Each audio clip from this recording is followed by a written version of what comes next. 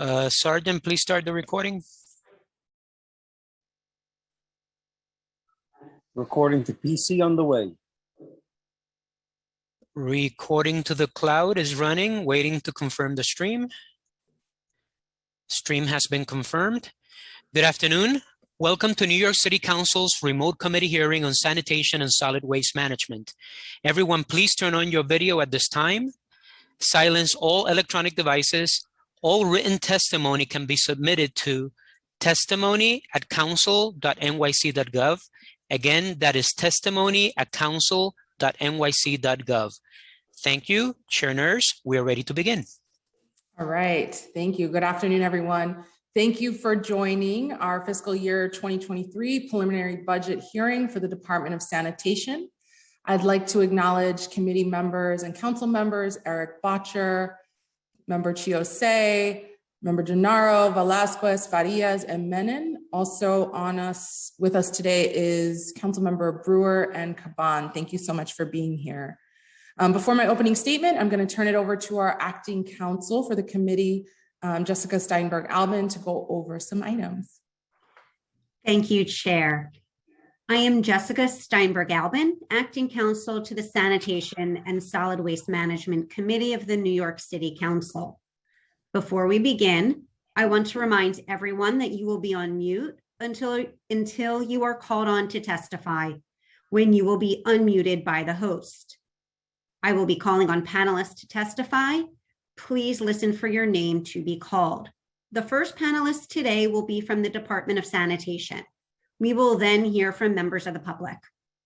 During the hearing, if council members would like to ask a question of the administration or a specific panelist, please use the Zoom raise hand function, and I will call on you in order. We will be limiting council member questions to 5 minutes, which includes the time it takes to answer your questions. Please note that for ease of this virtual hearing, we will not be, Thank you. I'll now turn it over to Chair Nurse to give an opening statement. Chair Nurse. Thank you, Jessica.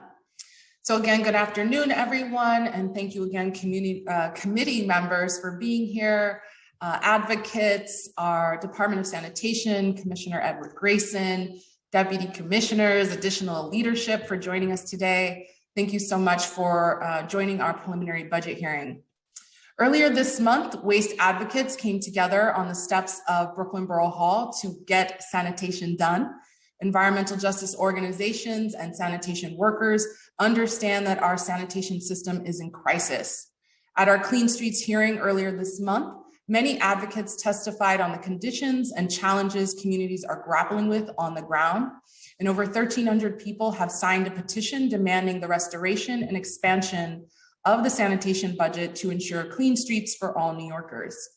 New York City is facing escalating climate impacts, increasing sanitation complaints, and a faltering commitment to our zero waste goals. And yet here we are to discuss another round of budget cuts to the Department of Sanitation on top of last year's devastating cuts. Today, we will hear from the department on its fiscal 23 preliminary budget of $1.78 billion, which is $60.2 million less than last year's adopted budget. Sanitation affects public safety, public health, and environmental outcomes in every single neighborhood across the city. I, along with many New Yorkers, am deeply disappointed in the level of sanitation service our city has received over the past 2 years, driven by deep cuts implemented by the prior administration. Council members across the city have had to put millions from their discretionary funds that should be going into critical social services and nonprofits and put that money back to the department to ensure cleanliness is maintained in their communities. And this is unacceptable. Council members should not be directly funding a city agency through their discretionary pockets.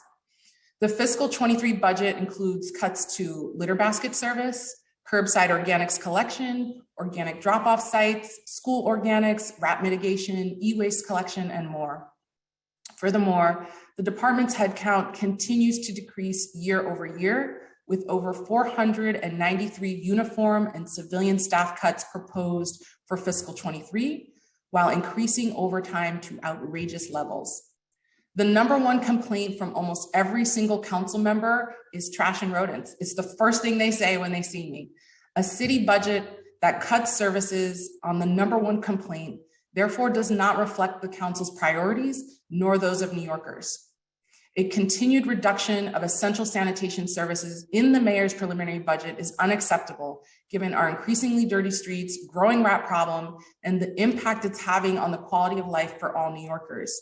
It does nothing to increase street and sidewalk cleanliness and does not keep us on a trajectory of reaching zero waste to landfills by 2030. We are frankly out of time, and we must immediately accelerate the work of achieving the city's environmental justice, waste equity, and zero waste goals. Commissioner Grayson, I look forward to today's discussion. I have many questions. I know we've sent some ahead of time. I want to thank you for your leadership of the department despite cuts to the resources that it needs to do the job well. We see you out on the front lines with your workers and in the community supporting cleanups and educating the public on how to keep our city clean. Really diving in and getting your hands dirty is exactly the type of leadership we need when we're facing these cuts. So thank you. I'm looking forward to your assessment of the resources that the department needs to keep our streets clean while implementing those innovative programs that we all know we need to achieve for a zero waste management system across the 5 boroughs. I want to thank my wonderful, wonderful team, Anel Hernandez, Mohammed Khan, Carlos Munoz, for their hard work preparing for this hearing and preparing me for this hearing. I want to thank Jessica Steinberg-Albin, John Seltzer, and Ricky Shala for supporting me as chair. And thank you, John, especially for walking us through the detailed budget more than once until we got it. Thank you to all New Yorkers who are here and to longstanding waste advocates who are here waiting patiently to give testimony. My first round of questions will be on organics, and then I will hand it to council members who I know are trying to hop in and out of many hearings today before going on to the second round where I'll be asking about staffing. But first I'm going to turn it over to our committee counsel to give some procedural items, swear in the witnesses, and then we'll hear from the department. So thank you. Thank you, Chair. And I would also like to notice that we've been joined by Councilmember Salamanca. I will now call on the following Department of Sanitation panelists to testify. Commissioner Edward Grayson, Deputy Commissioner Gregory Anderson, Deputy Commissioner Bridget Anderson, Chief of Cleaning Operations Stephen Harbin, and Assistant Chief of Enforcement Ricky Cyrus. Before we begin, I will administer the affirmation. I will call on each of you individually to confirm your response for the record. Please raise your right hands. Do you affirm to tell the truth, the whole truth, and nothing but the truth in your testimony before this committee, and to respond honestly to council member questions? Commissioner Grayson. I do. Deputy Commissioner Bridget Anderson. I do. Deputy Commissioner Gregory Anderson. I do.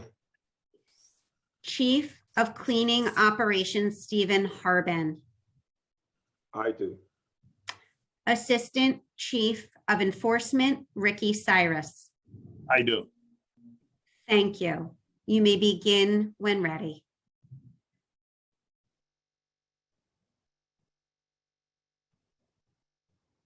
Good afternoon, Chair Nurse and members of the City Council Committee on Sanitation and Solid Waste Management. I'm Edward Grayson, Commissioner of the New York City Department of Sanitation.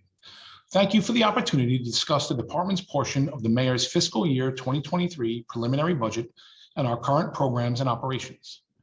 With me this afternoon are Deputy Commissioner Gregory Anderson, Deputy Commissioner Bridget Anderson, Chief of Cleaning Operations Stephen Harbin, and Assistant Chief of Enforcement Ricky Cyrus.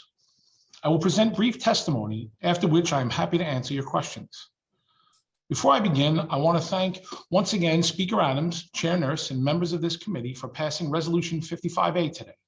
This important measure supports the governor's EPR proposal to create transformational change in waste reduction and recycling by requiring upstream manufacturers and retailers to take some financial responsibility for end of life of the products and the produce that they sell. The program could bring as much as $100 million or more to New York City each and every year, which would free up funds for investment in recycling, outreach, and education, new waste diversion programs, and other vital sanitation services. As the state budget process winds to a close, I urge you to continue speaking to your colleagues in the state legislature regarding the importance of this proposal. Now let me turn to the FY23 preliminary budget. The fiscal year 2023 preliminary expense budget reflects cost savings associated with the program to eliminate the gap and provides funding for the department to continue to deliver core essential services necessary to keep New York City healthy, safe, and clean. The preliminary budget includes $1.78 billion in expense funds for the department in FY 2023. Our FY23 budgeted headcount is 9,359, a decrease of 144 positions from the FY22 preliminary budget. In FY23, the department's budgeted headcount includes 7,391 full-time uniform and 1,968 full-time civilian positions.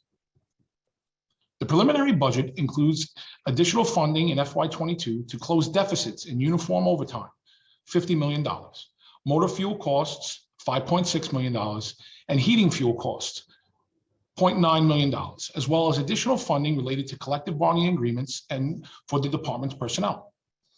In terms of program areas, the budget is broken down as follows: $808.3 million for refuse and recycling collection and street cleaning, $470.1 million for waste export, $97.3 million for motor equipment maintenance, $96.7 million for snow removal, $51.2 million for recycling and sustainability initiatives, not including the cost of collection, $31.7 million for building maintenance, $25.6 million for solid waste transfer station operations, $21.9 million for enforcement, $18.9 million for other waste disposal costs, $16.8 million for landfill closure, and $136.5 million for general administration and support functions, including facility leases, fuel, utilities, telecommunications, public information, engineering, and legal affairs. The department's budget is largely funded by city tax levy funds, $1.76 billion in FY23, but it also includes $5.7 million in capital IFA funds, $9.7 million in intracity payments, and $7.6 million in federal funds. On the program to eliminate gap, the preliminary budget includes savings of $38 million for FY22 and $47.8 million in FY23 as part of the administration's program to eliminate the gap. These savings include reforecast of certain costs, adjustments based on increased revenue, and the elimination of certain roles through attrition.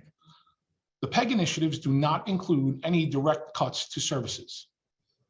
In particular, the PEG includes the following savings: $15.5 million in annual recurring savings related to the elimination of 188 currently vacant civilian positions, reflecting an 8.4% reduction in overall civilian headcount at the agency. $9.4 million in FY22 and $18.2 million in FY23 due to the suspension and expansion of the current opt-in curbside organics program. $5.6 million in FY22 and $5 million in FY23 in lower projected costs for Fresh Kills landfill closure and its post-closure maintenance. $4.6 million in FY22 and $5 million in FY23 due to the reduction of 71 garage utility staff posts per day, which is the equivalent to a reduction in uniformed headcount of 107 lines. $1.6 million in FY22 and $2.7 million in FY23 due to the reduction in uniform staff assigned to administrative and support roles, a reduction in uniform headcount of 37 lines. $1.3 million in FY23 related to adjusting the frequency of defensive drivers training courses, and $0.7 million in FY22 in prior year state revenue, and $0.7 million in FY22 in reusable bag fee revenue. The recurring savings related to the PEG initiatives in the preliminary budget increased to $51.7 million in FY26. On our preliminary capital budget for fiscal years 22 through FY26, the department's capital commitment plan for FY22 through 26 is $2.01 billion. This includes $1.01 billion for collection trucks and other equipment, $902 million for garages and other facilities, $75 million for solid waste management, and $36 million for information technology and telecommunications. In FY23, the department's capital budget totals $362 million, including $171 million for equipment, $151 million for facilities, $27 million for solid waste management infrastructure, and $12 million for the information technology projects. The department also advanced some equipment funding into the FY22 capital budget to take advantage of the lower pricing for collection trucks in the current contract. That contract expires this fiscal year. The 2022-2023 snow season. Snow fighting is a core component of the department's mission, and this winter has had its fair share of snowstorms. To date this winter, the department has responded to 17 winter weather conditions and 5 storms, with a total accumulation of 17.5 inches as measured by the National Weather Service in Central Park. Every snowstorm and season bring its unique challenges. This year, as the Omicron wave swept through New York City and DSNY, the men and women of the department, as always, rose to the occasion during each of these snow events to ensure our streets remain safe and passable. I thank them for their service. This season, we also had nearly 1,000 new hires, our largest cohort in over a decade, and their training and preparation have served them well. This year, we expanded the number of mini plows on hand to service protected bike lanes and other narrow areas, leasing a total of 30 units citywide. For the first time, we have not only pre-treated bike lanes with anti-ice and brine, but also deployed these mini plows during the snowstorm to provide real-time snow fighting for our expanded network of protected bike lanes. We hope to continue and expand this approach in the future. To date this winter season, the department has used 340,000 tons of road salt, 449,000 gallons of calcium chloride, and 230,000 gallons of liquid brine to treat New York City's roadways. While we hope that we have seen the last of the snow this winter and have begun to see the first buds of spring, we remain prepared for whatever Mother Nature has in store for us. The preliminary FY23 snow budget is $96.7 million and is calculated based on a rolling 5-year average of previous year actual spending per the New York City Charter. On commercial waste zones. Commercial waste zones will create a safe and efficient collection system for commercial waste that provides high quality service to New York City businesses while advancing the city's zero waste and sustainability goals. The new system is expected to reduce commercial waste traffic by more than 50%, eliminating millions of miles of truck travel, cutting air pollution, and reducing the time it takes workers to complete their routes. It is also expected to nearly double the commercial diversion rate for recyclables and organic waste. The department released part 2 of the request for proposals for commercial waste zones in November of 2021, and responses are now due on July 15, 2022. This second and final part of the RFP requests detailed plans and pricing proposals from the 50 responsive companies that responded to part 1 of the RFP last year. We have extended the response deadline by 90 days to ensure that carters have enough time to submit high-quality proposals that are up to the standards that fully meet DSNY's goals for the program. DSNY is currently staffing up a new Bureau of Commercial Waste to continue the implementation of this program, including outreach staff, technical experts, and contract administrators. We expect to finalize the contracts by the end of the year and begin customer transitions in 2023. The zones will be transitioned in phases over a period of up to 2 years. In closing, I wish to thank Chair Nurse and all the members of this committee for your dedication and support as we continue to deliver our essential services.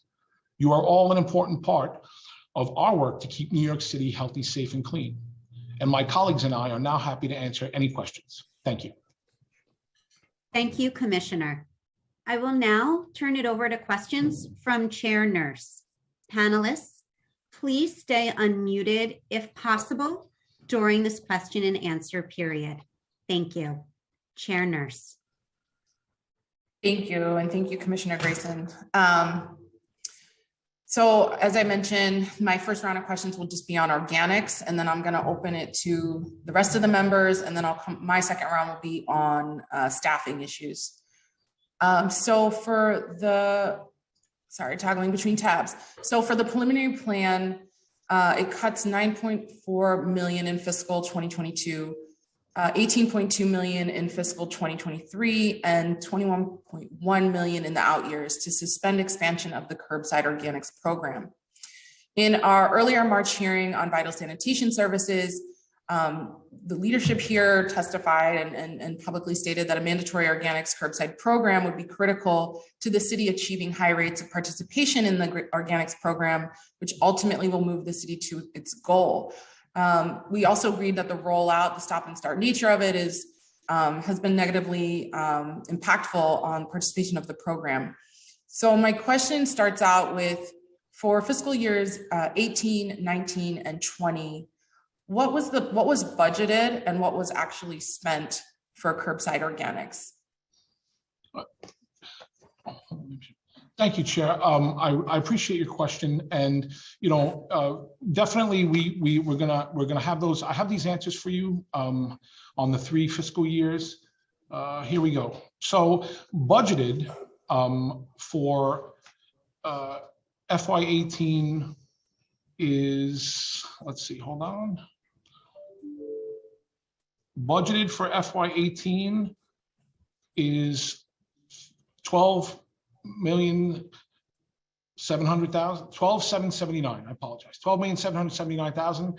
Actually spent in FY18, 10,729,000. Funded in FY19 is, hold on, I'm pulling up the wrong sheet. I apologize. Okay. Deputy Commissioner Greg Anderson, do you have the right sheet? I'm looking at the wrong sheet. I can jump Yeah, in hey, here if that's so- helpful. Okay. Yeah, so in FY19, which was the last year that we operated the full curbside organics program for a full year, it was 31.8 million for both the outreach and education components under Deputy Commissioner Bridget Anderson's staff, as well as all of the collection and organics processing costs. So that's pretty representative of what the cost was for each of those 3 years, is around 31.8 million. Lower in FY20 because we suspended service as of April of 2020, and then FY19 was about the same. What was actually spent in FY19? On FY19, it was just under the 31.8 million. I think it was closer to 30 million, but we can provide you those exact numbers after the hearing. Okay, and 2020? 2020 was 31.8. 31. And how much does it cost for current uniformed staff to service this program?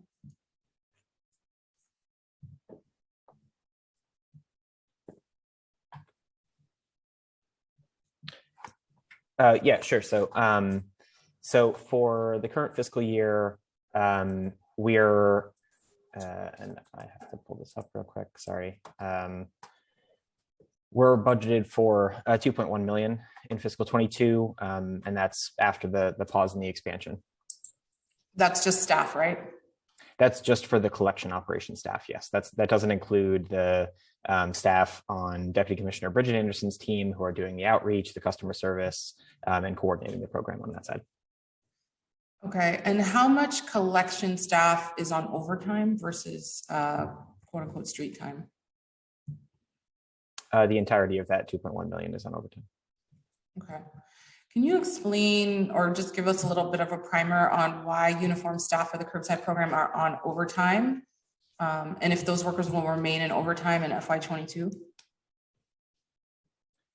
Sure. So the program as it stands today is baseline funded in FY23 and out. So that will be just straight time, not overtime funding. And obviously that's the way that we prefer for these programs to be funded, because it is a cheaper approach. Okay. But do you know why they were put on overtime in the first place? Typically when programs are funded for 1 year increments, they are funded on overtime so that we're not hiring staff that we then have to attrit out in future years. Okay. Thank you for that. And it looks so with about 8 million budgeted for the curbside for FY23, decreasing to 4.9 million in the out years, plus the halt on the program's expansion. What specific impacts do you anticipate in FY23 and subsequent fiscal years in terms of staff, number of pickups, tonnage collected? Sure. So In FY23, we're funded, as I mentioned, we're baseline funded 23 through 26 and beyond to continue the collection service component of that program. That's on straight time using dedicated headcount. In FY23 specifically, we do have some OTPS funding as well that's allocated for our Bureau of Recycling and Sustainability. We're still working with OMB to determine exactly what the OTPS need is for that program in FY23 and the out years. So that number could change in the executive budget, but it includes things for things like public education, customer service, additional bin deliveries, because we are still signing up customers in those 7 districts that have the service so that we can make the routes more efficient. And so that's what that funding covers next year and going into the future. Thank you. And in the last hearing, I know I asked, and I'm sorry if I missed it, I wasn't able to find it. I know you all are receiving expressions of interest from areas outside of the currently served districts. But could you give us more specifically what percentage of households in a given district would need to express interest for that route to be activated or that district to be activated, even if we didn't have a budget cut? What would be a number that would justify, okay, this is a route we want to open, we want to service a truck out here? Thank you, Chair. That's a great question. And really to this, there was really no one size fits all. It was a combination of total number of addresses and percentage of against the percentage of addresses inside that district. We focused on maximizing the participation in the 7 districts, right now that we're currently operating in the program. But as far as some of the more granularity on signups and some of the things we noticed in the trends of signups, I'm going to let Bridget Anderson give you a little bit more details on the sign-up process and what we observed in that completely interactive, sign-up. Thank you, Commissioner, and thank you, Chair. Yes, so we have had expressions of interest in every single community district citywide. So that includes the 44 districts eligible plus the 15 not yet eligible.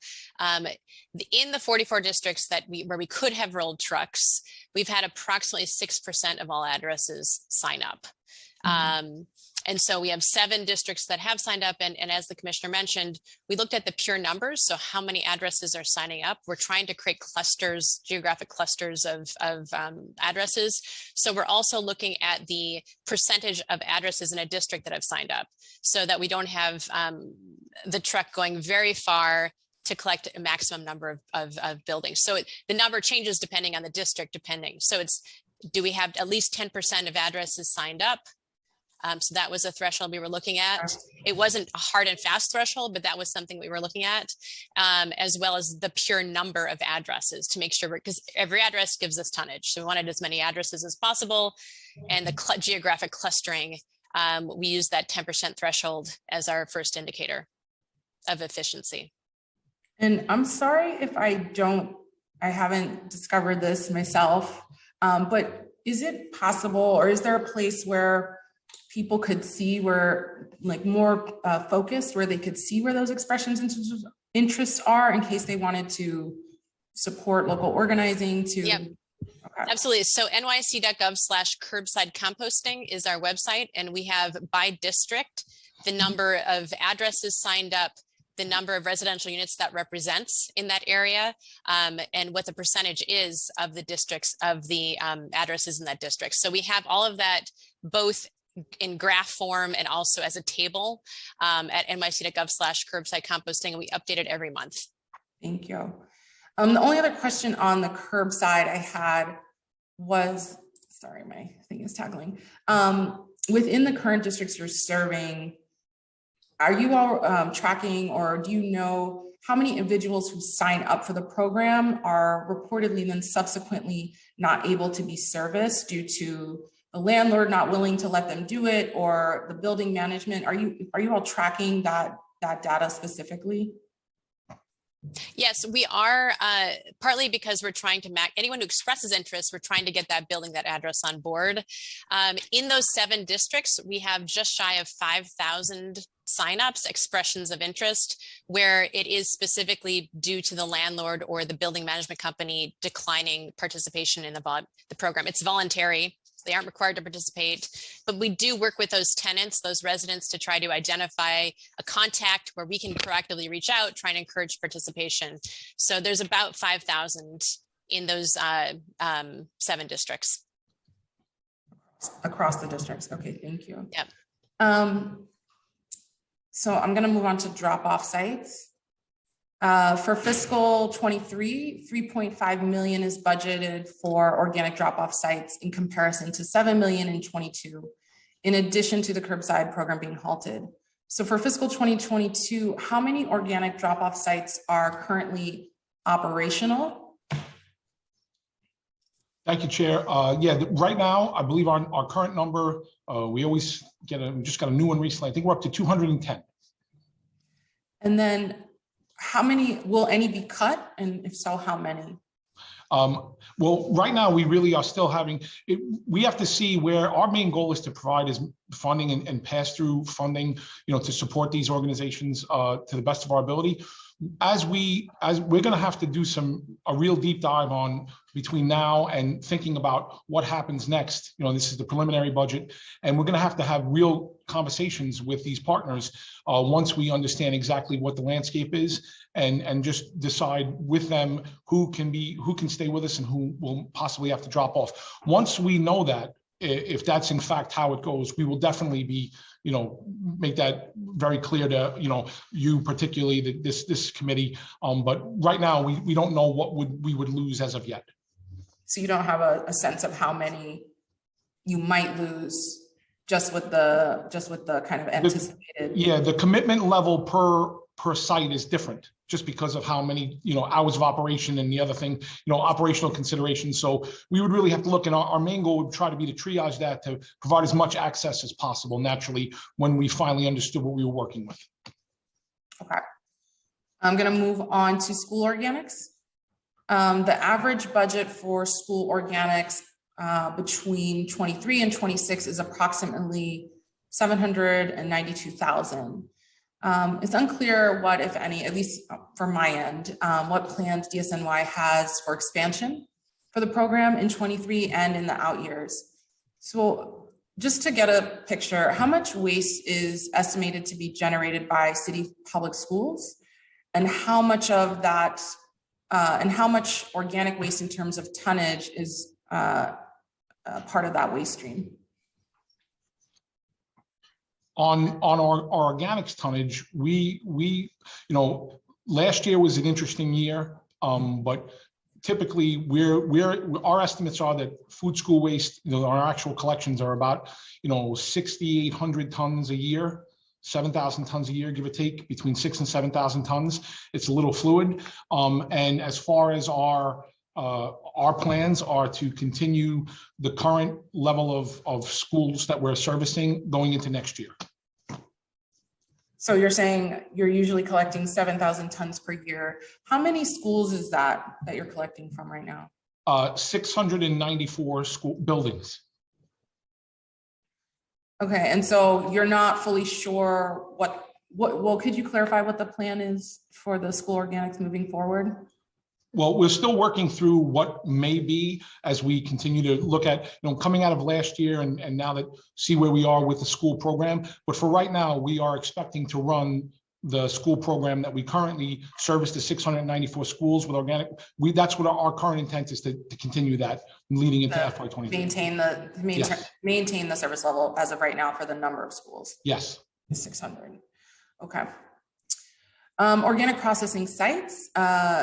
Has DSNY explored the development of large-scale organics processing sites within the city boundaries? And if so, can you walk us through your assessment of these publicly owned lots or sites, and what specific factors are used to determine their feasibility to be built out for organics processing? Thank you, Chair. Yes, in the past, we have issued a report about the scale and scope of sites that would be needed. Sanitation facilities, I know you're aware, are very hard to site. Whether they be garages or composting facilities. We can, however, leverage some existing city resources such as, DEP's wastewater treatment plants, as well as, some regional composting capacity. But right now, I don't have an answer for you where what's the perfect location, because in many cases it's not about the location. I'm happy to sit down with you and the committee to discuss, a current analysis of, on organics and composting sites as we move forward. But we don't have a place to say this is what we have right now. This would be the perfect fit. Do you have a short list? I mean, you don't have to print them out, but you all have a short list or just still a general set of assessments? No, again, it's when we look at it, it's really about partly about program goals. So it's hard to say where would be the perfect site, because naturally that's going to depend on what the program is running on.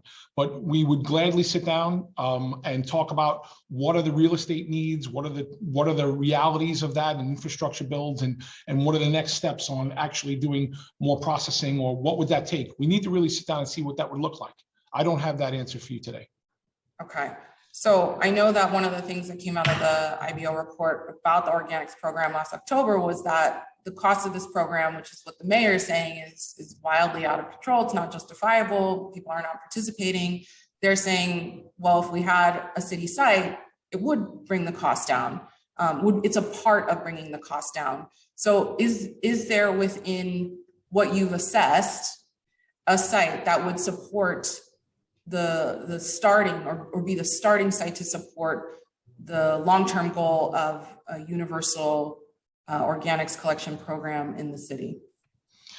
It's a great question. And again, it comes back to a little bit of when we have a path towards what is the expected amount of material, what type of site are we hosting? Are we hosting something that is going to be a wind drone pile of organics? Are we hosting something that is a real technology infrastructure, launch? So again, it's without having a predefined guess as to the scale of the material, how fast we're expecting to create a site for turnover, what then the output of the new compost that's created, where is that going from there, and understanding some of the timelines on the realities of creating compost, collecting it, sorting it, storing it, processing it.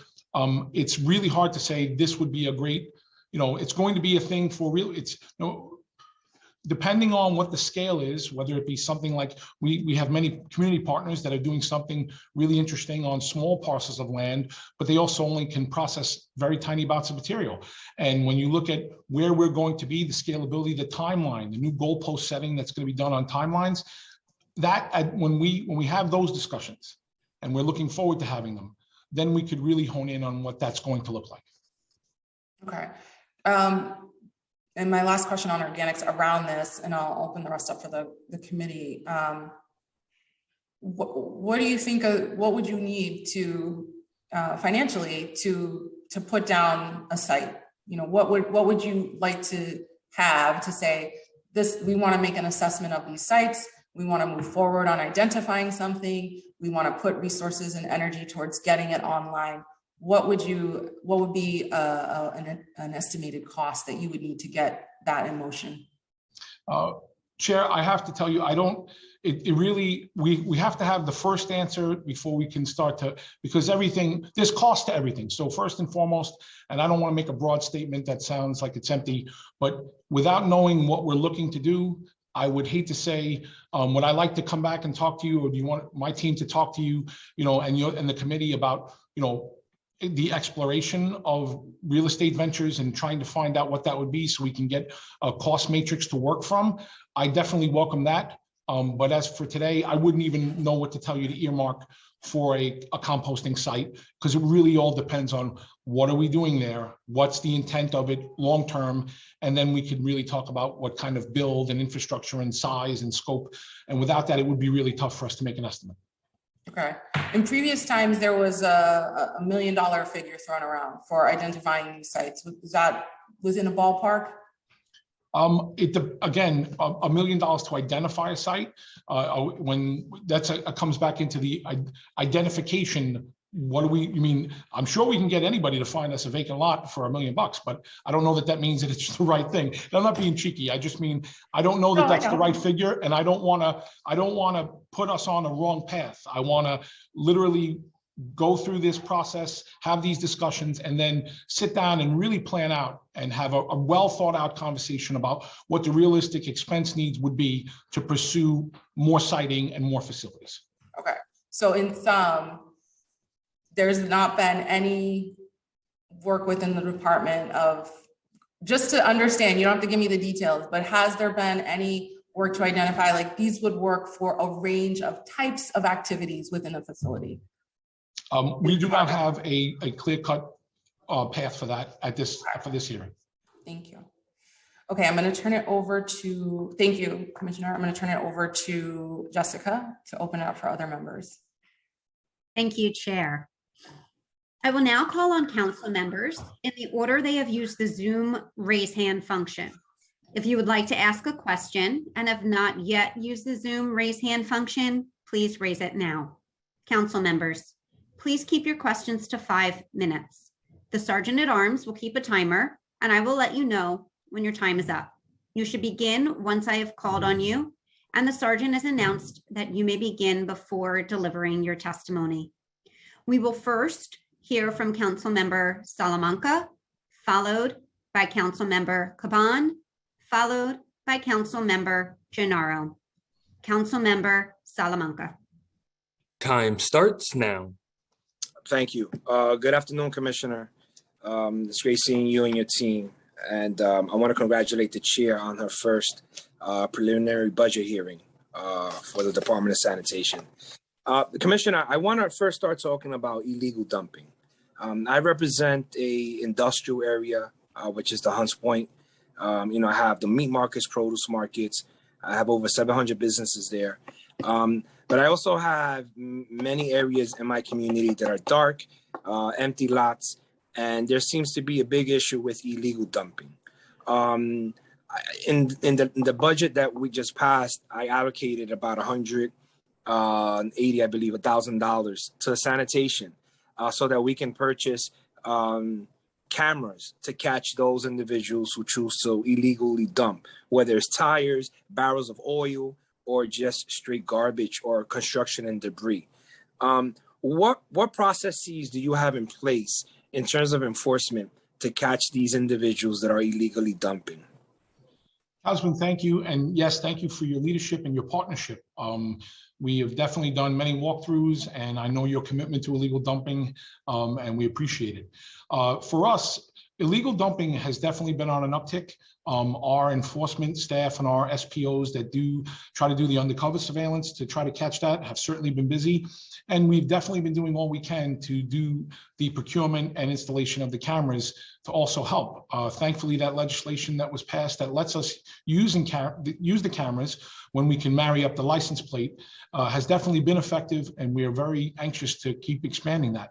With a little bit more granularity, I would like our Assistant Chief of Enforcement, Ricky Cyrus, to talk about what we're doing for illegal dumping and where we think we're going. Rick? Yeah, and if the Assistant Commissioner, if you can just get straight to the point, because I have 2 more questions and I want to utilize my time. Thank you, Commissioner. Thank you, Councilmember. We are out there day and night trying to find illegal dumpers. The city is a big city and we can't really cover every area at the same time. So the cameras are very helpful. We have had very good success with the cameras over the past couple of years.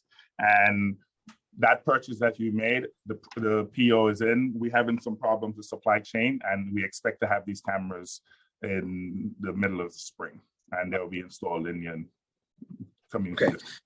Okay. My second question, and again, it has to do with enforcement. I know that I believe it's between 8 and 9 and 4 and 5, your enforcement officers are out checking the sidewalks. And if businesses or homeowners have not cleaned up, they get a violation. Some homeowners that get a $25 violation, if they don't pay it and it goes into judgment, it's my understanding that that $25 goes up to $300. Is that correct? Ricky, you want to handle the multiplier? Anything that goes into judgment can definitely have some added fees handled on. But just for clarification, sir, there's the residential routing times and then the commercial routing times. And so 8 to 9 and 4 to 5. And there's times that the residents have to clean in front of their streets. That's 2 hours per day. And then there's also, for the businesses, it's also a different time frame. So Rick, you want to answer the question, please? The current fines are $50, and if it was just reduced from $100 to $50, and if you're a repeat offender, then it goes up to $300. The $50 is for businesses. What about homeowners? It's the same cost. It's $50. Yes. Okay, I've seen violations.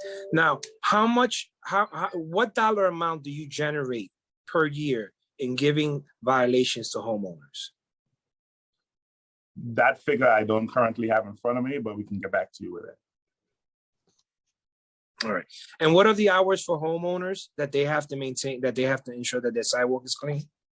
8 a.m. to 8:59 a.m. and 6 p.m. to 6:59 p.m. Okay. All right. And then finally, Commissioner, I have 2 bids in my district, the 3rd Avenue bid and the Southern Boulevard bid. These are extremely busy avenues.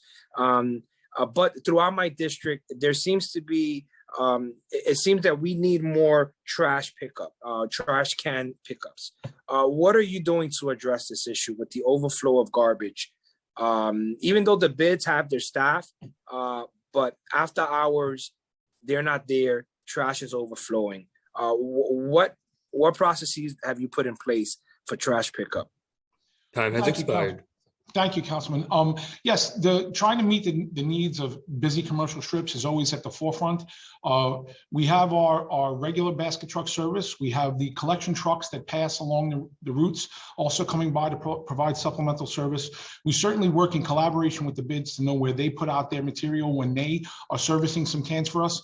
And to date, we still try to do everything we can to get partnership both in the bids and external to the bids along commercial strips throughout the city to encourage adopt-a-basket programs with businesses that are very close to the baskets, where we provide them the liner bags and we ask them to line it up. This way it increases capacity for that, so that when we come by, we can get more services with only the single pass or the second pass. Okay. And then finally, are you guys planning on changing the rules back for alternate side parking from back to 2 days? Because I know when COVID hit, the previous administration changed it to the last day that's on the street sign. We are still currently, great question, thank you. We are still currently at the 1 time a week, and we are working with the administration and trying to talk through, where we're going next with alternate side parking and continuing to work towards what's going to be the final outcome. Because right now it is still intact to have only the last sign day.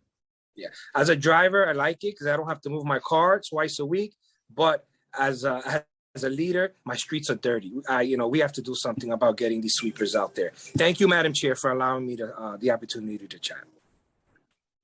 Thank you, Council Member. We will now hear from Council Member Caban, followed by Council Member Gennaro, followed by Council Member Bottcher. Council Member Caban. Starting time. Thank you. Good afternoon to the Department of Sanitation. Thank you, Chair Nurse. Thank you to all the committee staff. I'll be pretty brief. I understand that there is, at this point, very limited organics processing happening at Rikers Island. And so I want to know if sanitation supports an expanded organics recycling facility at Rikers as part of the broader renewable Rikers plan as we are, moving towards closing Rikers Island. And then my follow-up to that is I'm hoping you could talk a little bit about whether you've been part of the conversations with DCAS to ensure that the land is being transferred to reach that goal, and whether there are any other relevant agencies that you have been in conversation with about the potential for increased composting on Rikers Island. Councilwoman, thank you so much for your question. The compost site at Rikers Island has been a partner with us for a long time. They've been really innovative use of land, and it was always good to have a program there. Clearly, we love compost processing, and we love having, accessibility. More importantly, we love places where the sustainability initiatives and getting to zero waste and really having a feel for compost is being championed. I'm going to let Bridget Anderson talk to you about our interactions, because her unit is on the front line of that for us. Bridget?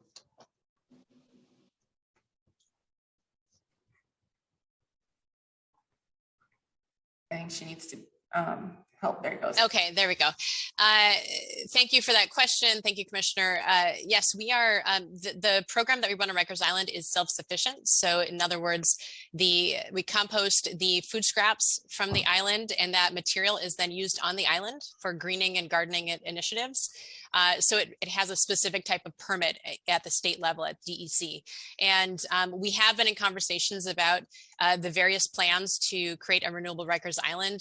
That includes not only Department of Sanitation, it includes Department of Environmental Protection and DCAS and other groups to figure out how do we make the best, most efficient use of that space, leveraging solar, leveraging wastewater treatment, leveraging composting. So we are absolutely interested in continuing to pursue that type of a proposal, should we be able to have one. Great, thank you. I'll go ahead and yield the rest of my time. Thank you, Council Member. We will now hear from Council Member Gennaro, followed by Council Member Botcher, followed by Council Member Osei. Council Member Gennaro. Starting time. Thank you, Madam Moderator. Thank you, Madam Chair. Thank you, Commissioner, and your good staff for being on the call today. This is a question I'm going to phrase as a budget question because this is a budget hearing. This is a drum that I've been banging back since the city passed its first recycling law, Local Law 19 of 1989. In that law and all subsequent recycling laws passed by the city indicated, I got a phone here making a noise. I don't know why it's doing that. Sorry. That the law requires that there are weekly pickups of recyclables. We're just talking the basics here. We're talking metal, glass, and plastic, and mixed paper. But much of my district gets their recycling picked up on Monday, and there are many Monday holidays.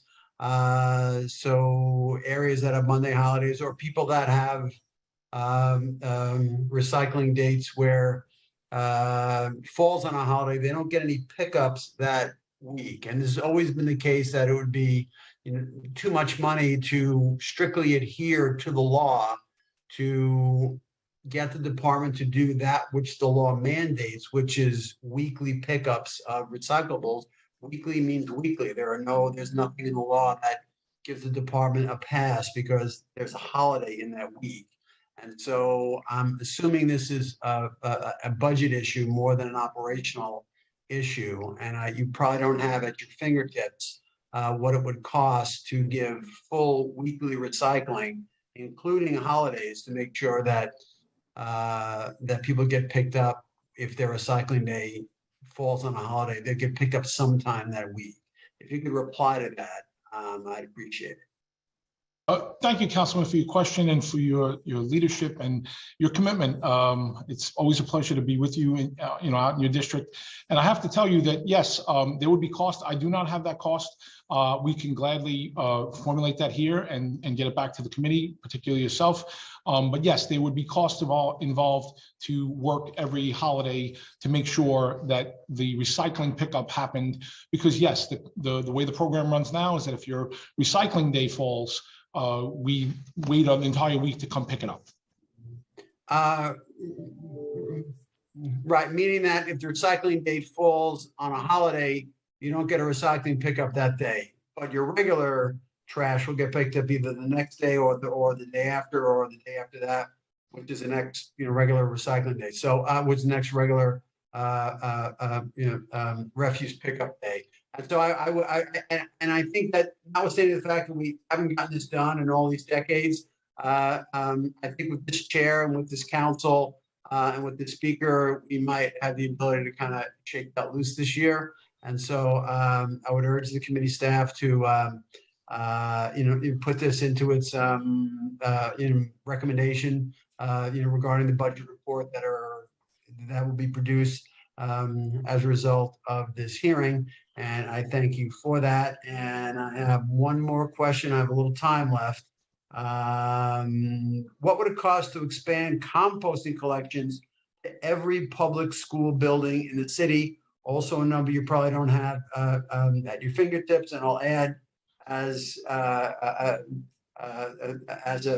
justification of that, when you agree that this is a good long-term investment, since we know that sooner or later we have to get organics out of landfills in order to help achieve our climate goal. So the question is full composting pickups in all city public schools.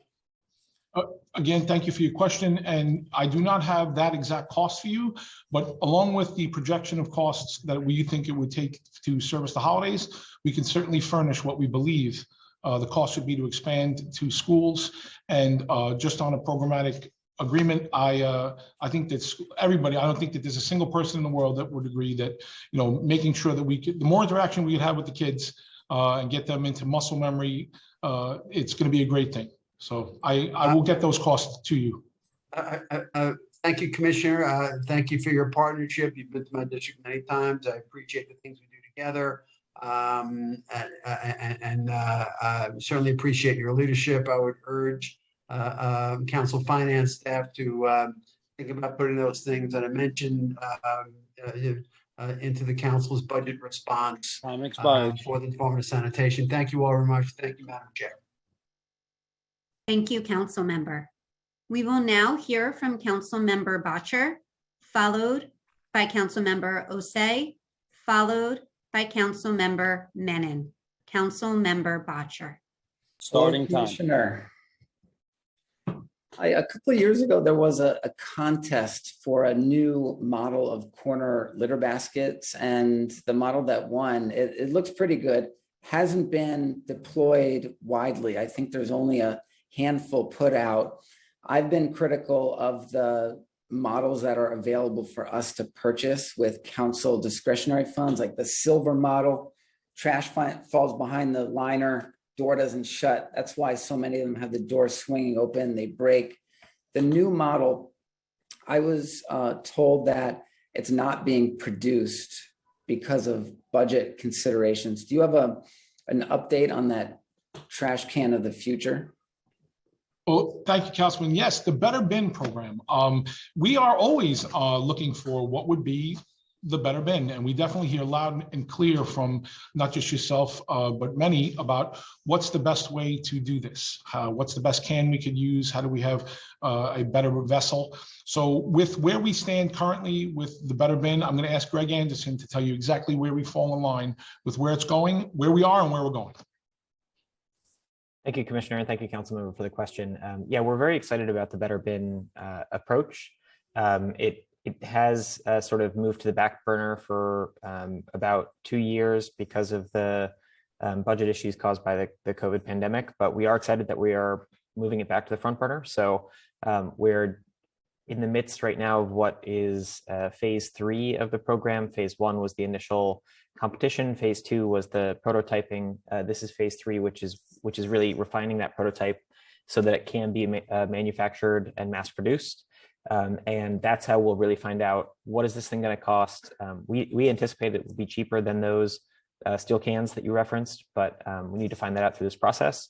And you're exactly right. When we put the call out to designers, we really wanted to focus on making these bins more affordable to produce, better for our employees, and better overall for the New York City streetscape. Thank you so much. Looking forward to those. Question about illegal dumping, but in the corner baskets. That's a big contributor to the overflowing baskets in our district, people putting their residential and commercial trash in the corner baskets, causing them to overflow very quickly.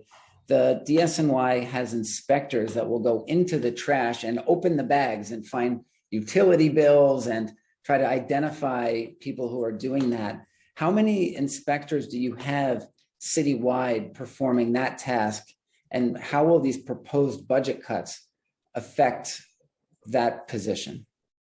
Thank you, Councilman. Yes, so improper disposal and improper use of a DS basket, it's definitely, thankfully, we have a little bit more teeth. We can go in and try to find the people doing that, and it's certainly the predominant cause of overflowing litter baskets, people improperly using it.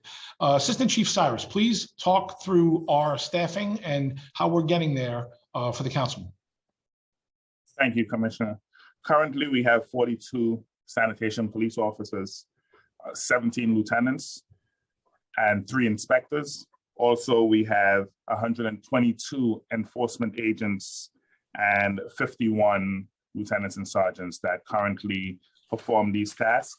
Also, that task can also be performed by all the supervisors who can issue summonses or violations. So that's a task that can be performed by the enforcement agents that also ticket businesses and residences as well? Yes, Councilmember.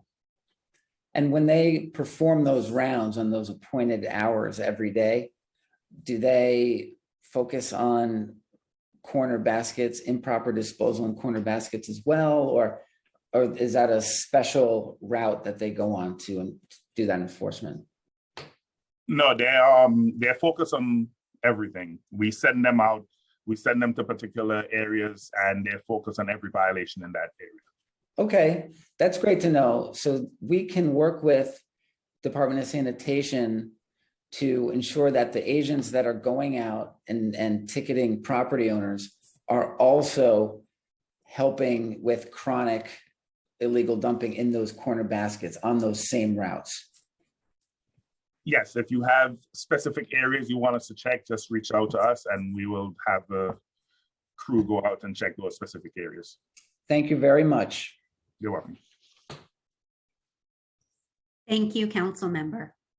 We will now hear from Council Member Osei, followed by Council Member Menon, followed by Council Member Velasquez. Council Member Osei.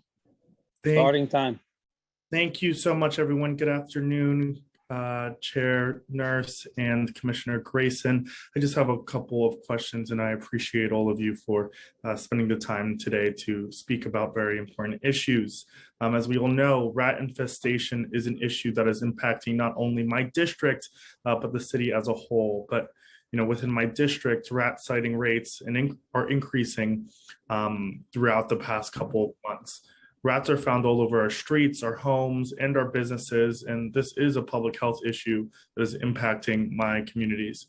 In fiscal year 2021, the original rat program that provided additional refuse and basket service for Brooklyn, the Bronx, and Manhattan was eliminated, and last fiscal year, a portion of the program was restored. How has the elimination of funding impacted DSNY's ability to take care of the city's rat infestations? And has the partial funding brought operations back to normal? And if not, what can the city do in terms of its budget in helping DSNY's rat infestation operations? Thank you, Councilmember.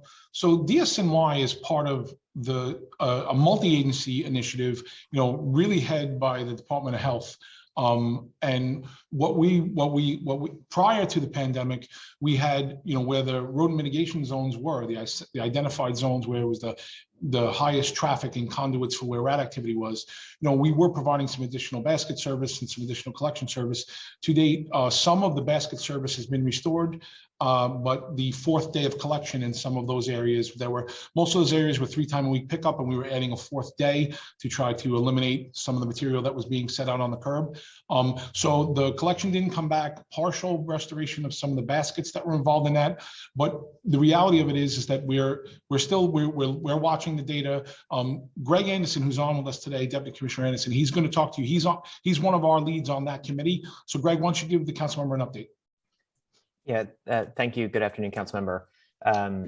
So as the commissioner mentioned, I've been sitting on various city hall task forces on rat reduction for probably 5 or 6 years now. And we work very closely with our partner agencies. Keeping New York City clean is a vital part of our city's rat mitigation efforts, but there's a lot that goes into it as far as addressing rodent habitat, also addressing extermination from the health department perspective. So we work very closely with them. On the litter basket question specifically, we did have 12 litter basket trucks per week restored to the budget in the November plan. So we're very happy to have those, and we're continuing to have conversations with the administration around funding levels for litter basket service going forward. Thank you. And just one more question. As we recover from the pandemic, it is crucial that New Yorkers have safe and clean streets in their communities. However, we can often see that neighborhoods where streets are not the cleanest are Black neighborhoods like the ones I represent in my district. I know that the department works hard to ensure that our streets are clean, but you all need sufficient staffing and resources to run these operations. Prior to COVID, the agency had baseline funding of a total of 736 trucks, I believe, a week. And now the agency has baseline funding for only 588 trucks a week. Has this cut impacted your street cleaning operations? And if so, how much more funding would the agency need to ensure that street cleaning operations are done effectively in the city, especially in Black neighborhoods and neighborhoods of color? Councilman, thank you so much for your question. When the pre-pandemic, that 700 basket truck number was some baseline funding and some additional funding that came from council leading into FY20. And then we went actually down with COVID, with the budget cut pandemic, we went down to only 272 trucks per week. So then we got restored. We're up from where we were, thankfully, significantly up from that 272 number.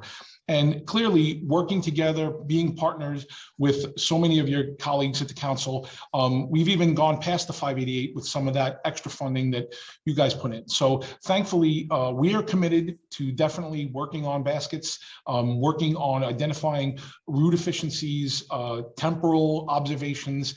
Can we try to get it at a different time? Would that maximize efficiency? And definitely try to increase participation in things like Adopt a Basket, which had definitely waned off during the pandemic, because really the interactions and even our own, admittedly, solicitations of that, we were just trying to keep everybody safe. And so now that we're getting back into close contact, thankfully, as we recover, we're looking to see some increased numbers with that. But our commitment to cleanliness is totally there.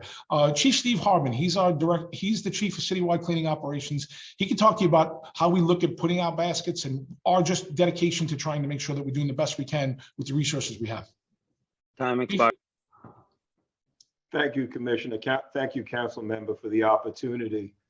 Right now, as you had mentioned, to get us back to pre-pandemic funding for baskets for the 700 plus that you mentioned, it would be about an extra $18 million for one-shot amount for fiscal year 23. And to be baseline, which is where we are, to sustain that amount, it would be about half of that cost to sustain. And thank you so much for that response. It's very helpful. And Chairwoman Nurse, I have one more quick question for the commissioner. On a scale of 1 to 10, how dirtier and rattier will the city become if these cuts do become a reality, these proposed cuts? Oh, that's a good question. But that's really subjective. And what I mean by that is, I'm the sanitation commissioner. For me, I can always do more with more. And I think that the more, and this is just the truth of anything, the more you go out and sweep the front of your house, the cleaner it'll be. So that is really hard to determine, because we also saw, I can tell you this much, for the reduction of alternate side parking, there were certain blocks that for whatever reason, they were getting multiple time sweep and they were not impacted as bad as some other blocks. So it's pretty subjective, but I think the intent is to say that we love cleaning the streets and we appreciate having these discussions with you, sir. Thank you. Thanks. No number.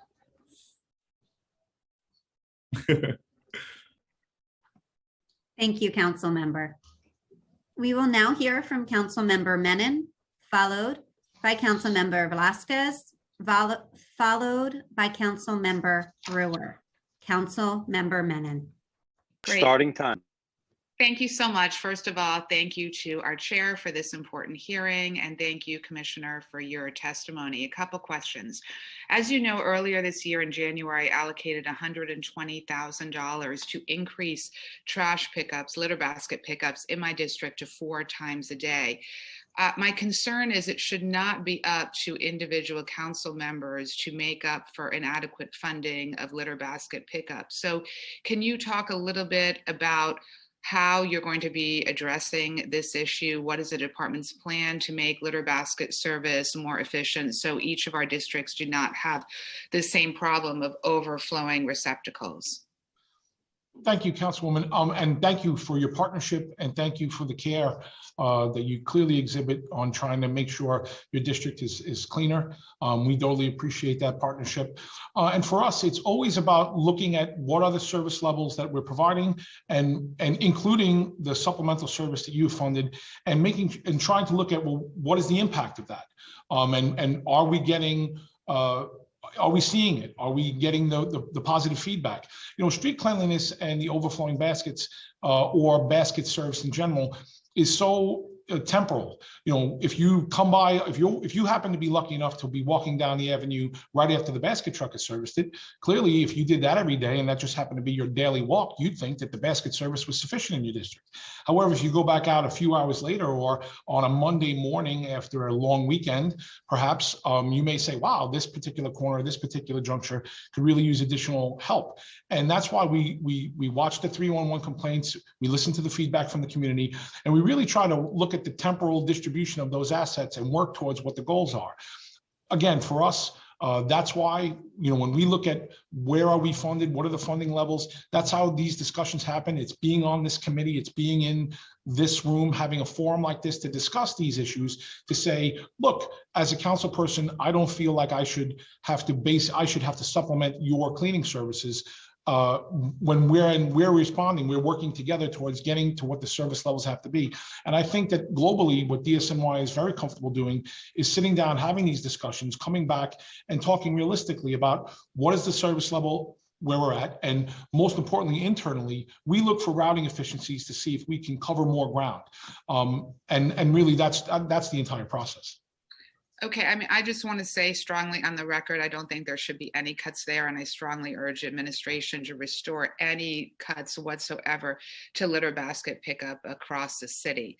But I want to make sure I can ask my other questions. So waste containerization, I'm a huge fan of containerized garbage. I think we need to move to that system permanently. I am really concerned that the preliminary budget doesn't restore the one-time funding of $935,000 to pilot street containerization of waste, because obviously, and you'll hear from my colleagues as well, we all have rampant rat sightings in our district, trash piling up on the street. So it's disappointing to see that the pilot program for waste containerization is not restored in this budget.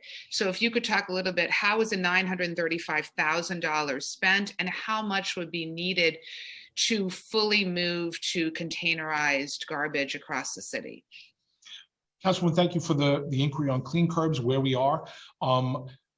We are very excited about where it's going. Unfortunately, the delays of the pandemic really did, you know, and it's a lot of it's those cascading delays of where we were. You know, great idea.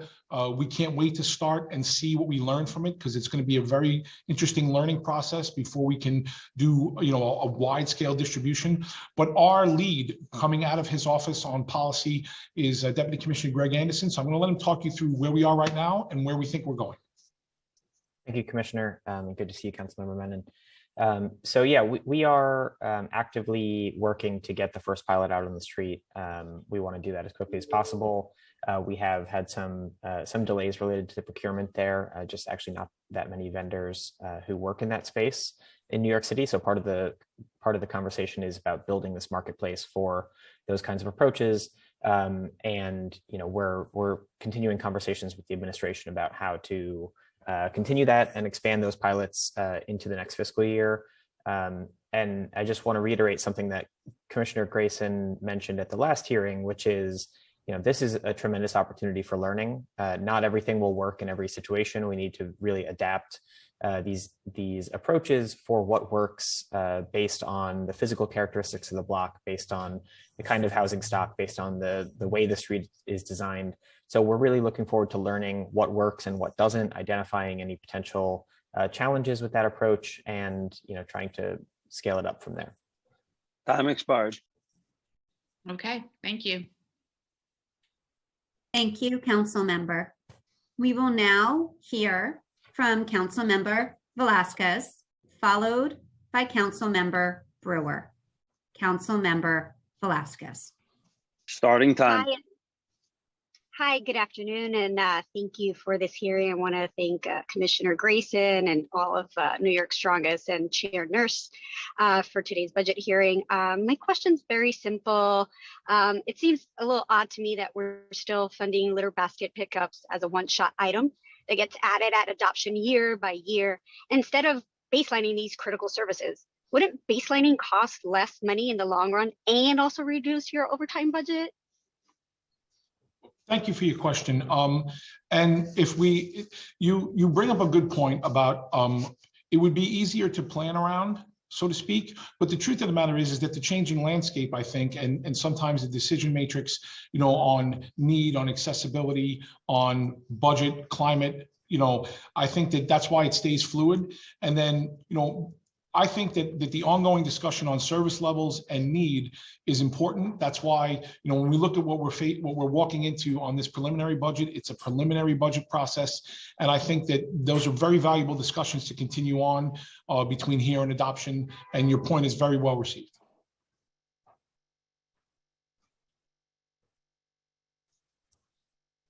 Thank you, Councilmember. We will now hear from Councilmember Brewer. Starting time. Thank you very much, Madam Chair, and certainly to your wonderful staff, Commissioner. You're okay, but your staff is even better. I just want to let you know. Bridget is awesome. I agree. Okay, I will too. Marissa Yanni, Steve Harmon, those are the people I've met recently. And I want to just say something also positive, because I'm a person who has organics. I have my little bin, and I think the whole city should know, I guess it's Bridget's staff, but the whole city should know that there is a personal relationship between the person who sends you the email to put it out Friday night to remind you, and then some asshole stole my bin and they responded, I got a new bin. So, but the rest of that's what people want. They want to know there's a human being on the other end. And it's phenomenal. I mean, you really feel like the city is being your fellow partner. So that program, as our chair has said, needs to expand, and certainly we hope that it does. And the personal aspect to it is important.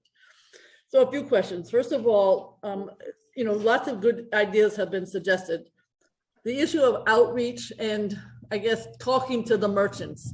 So Marissa and I are going to plan to do that, but thanks to your staff, we ended up cleaning up a street. There was a mess. But now, how do you get these merchants? They're supposed to know 18 inches. They don't pay attention, blah, blah, blah. So what kind of budget do you have for this outreach? It does seem to me, obviously we can give out summonses, but in terms of the commercials who are around and in the stores, what kind of budget are you allocating, if anything, toward that effort? Because even today I was passing by and it was beyond a location, filthy dirty. So I don't know, I might go get my own broom. I'm certainly going to scream at the merchant, but there needs to have a massive education campaign. Guess what the number one, there are two issues in New York City right now: sanitation, and public safety. We can have difference of opinions on the public safety. There is no difference of opinion on sanitation. And so the question is, we want to give you as much money as you need, I'm speaking for myself, to do your job. So just education would help. What do you suggest and how much do you allocate toward that, just on that topic alone? Well, thank you, Councilwoman. Clearly your partnership and your vigor and your commitment to keeping it clean. So right now we have outreach teams that work through the Bureau of Community Affairs. Normally it is interactive triggered, meaning when you call up and give us, or someone tells us that we need to go do an outreach, we're building that into the regular day. Our community affairs division, as far as interacting with the public on how to be good neighbors, in addition to doing some new social media posts and working on our digital team to get messaging out there, we definitely have the people, you've met them, they'll come out, and we could also call out the district personnel to do a walkthrough, do some educational outreach. And I will, since community affairs directly reports to Greg Anderson, I want him to talk through what we do with that and how we incorporate that into our normal routine day. Because what I'm saying is it needs to be a bigger part of your routine to get these idiots who don't clean to do so. You know who's the worst? Those freaking chain stores. Go ahead. Yeah, thank you, council member. And I share your frustration with many of the chain stores that are out there. So, and we know last hearing we talked about the dark stores as well. So certainly another topic we can tackle. So we have a small, pretty small, but very mighty team in our community affairs that does direct outreach to businesses. Marissa is on that team, and I'm happy to pass along the kudos to her after this hearing. Maybe she's watching down the hall. And we also do work very closely with the field officers in BCC. So, close to, I don't know what the exact number is right now, but close to 1,000 supervisors, as well as superintendents and the deputy chiefs and chiefs in the boroughs who, they're out there on the street every single day. They're not only evaluating, how the collection crews are doing, but they're also talking to residents, they're talking to business owners. No, I don't mean, I just don't have a lot. I agree. I just want to say it needs to be a bigger part of what we're doing because you have new merchants. I won't get into it. It needs to be a bigger part. The second issue is moving cars. I don't know about other boroughs. I only know Manhattan. We double park. Oh my God, just to get the street clean, but they don't move. So the street's dirty. So guess what? Thank you, District 7. We decided to step it up. So somebody comes in the morning, we honk, we scream, we yell, and they're starting to move. So I'm just saying, in order to get these streets cleaned, there has to be a different approach, at least in Manhattan, because everybody goes back and forth. We all know what they do. They don't get out of their cars. They sit and wait. And the street. So the issue of maybe using technology down the road, again, this has been discussed in other countries, so that when the streeper is coming and then you move your car. I don't want to get into specifics, but it needs a different approach because these people don't move if they think the streeper is not coming and they think it hasn't come for years and now it is coming. You got the picture. People are very cynical. So Time expired. That's what has to happen. And just finally, I just want to echo everybody else. We need more pickups for the litter baskets. We need new litter baskets. And at least in Manhattan, we have so many people coming and going. It needs a different approach. We really thank the absolutely fabulous sanitation department. You just need more money. Thank you. Thank you, council member. We will now turn it back to Chair Nurse for additional questions. Chair. Thank you. I was going to move to staffing, but I just wanted to back up to school organics for 1 second. Councilmember Gennaro got my brain working in his line of questioning.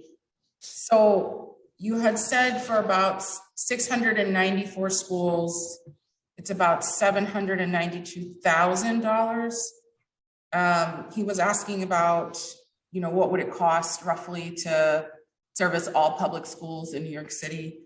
I just kind of looked on the math and I was wondering, if a $2 million amount I guess what I'm trying to say is that looking at how to make it, if you have 694 schools and you wanted to add a double amount of 694 schools, are there different variations and factors in being able to say we could just double up or triple up to achieve whatever 1,800 schools? I know some multiple schools are in a building. Is it as simple as being able to double or triple up that budget number, or are there specific things tied to increasing and expanding the ability to cover and collect organics from schools? Thank you. Great question. Yes, clearly one would say, oh, we'll just double it. But yeah, no, it's not that. We would have to really look at that and map that out. It's also service level type, because not every school, so we would have to figure out exactly what the service level would be. Some of the schools that currently aren't included in the program are on containerized pickups. And then therefore we would have to run a different resource, whereas right now we can just swap out resources from running an organics truck versus refuse truck, et cetera. So it needs to be mapped out, but it would be a baseline to start with, but between outreach as well, additional PS costs. So we really have to give you a whole number, but it's not directly binary to say that it's just double the cost because it will be another school. Okay, great. That's helpful to know. Okay, let me move to headcount. So the fiscal year for 23 preliminary budget proposes numerous cuts to DSNY's headcount, including a reduction of 164 positions for curbside collections, a reduction of 37 positions for the splinter group, 107 for garage utility work, and the elimination of 188 civilian vacancies. You could correct me if I'm wrong. So just looking on, I'm just going to walk through a couple of questions. My understanding is the last sanitation worker exam was in 2015. Do you anticipate additional exams in current or subsequent fiscal years? And also, when is the next academy for sanitation workers? So we typically do our hiring, our attrition-based hiring, normally as we lead into the summer and fall. We're still working with OMB on the exact dates to replace, who the headcount that we would be attriting out at our training academy. We expect to run something, but we're still working on that wholeheartedly, given the just where we are with attrition versus where we are on the preliminary budget. We're going to probably have to run an academy class, and we're just trying to hone in on whether or not that's going to be in July or whatever. And we'll definitely get back to you on that, but we do expect to hire. And as far as will there be another test, I know that we are currently working with DCAS for a new exam. There was supposed to be an exam that got postponed because of the pandemic. So we're working towards that. And as far as having an available hiring pool, we're also working with DCAS to potentially get eligible hires off of the currently extended exam until they give out the new one. So there is a queue of people that we can go to, and we are working with DCAS on that, DCAS on the preparation and implementation potentially of a new exam that's going to come out. And we definitely are gearing up our training facility to be able to host some new sanitation workers hires. Thank you. On the civilian title side, do any of the 188 civilian vacancies that were eliminated affect the hiring for the commercial waste zone program? No, the 188 that were eliminated were vacancies that hadn't been filled, but we are full bore to continue on the timeline of the commercial waste zones that we have currently to staff that unit up. Okay. Were there any cuts to staff lines for that program in 22? No.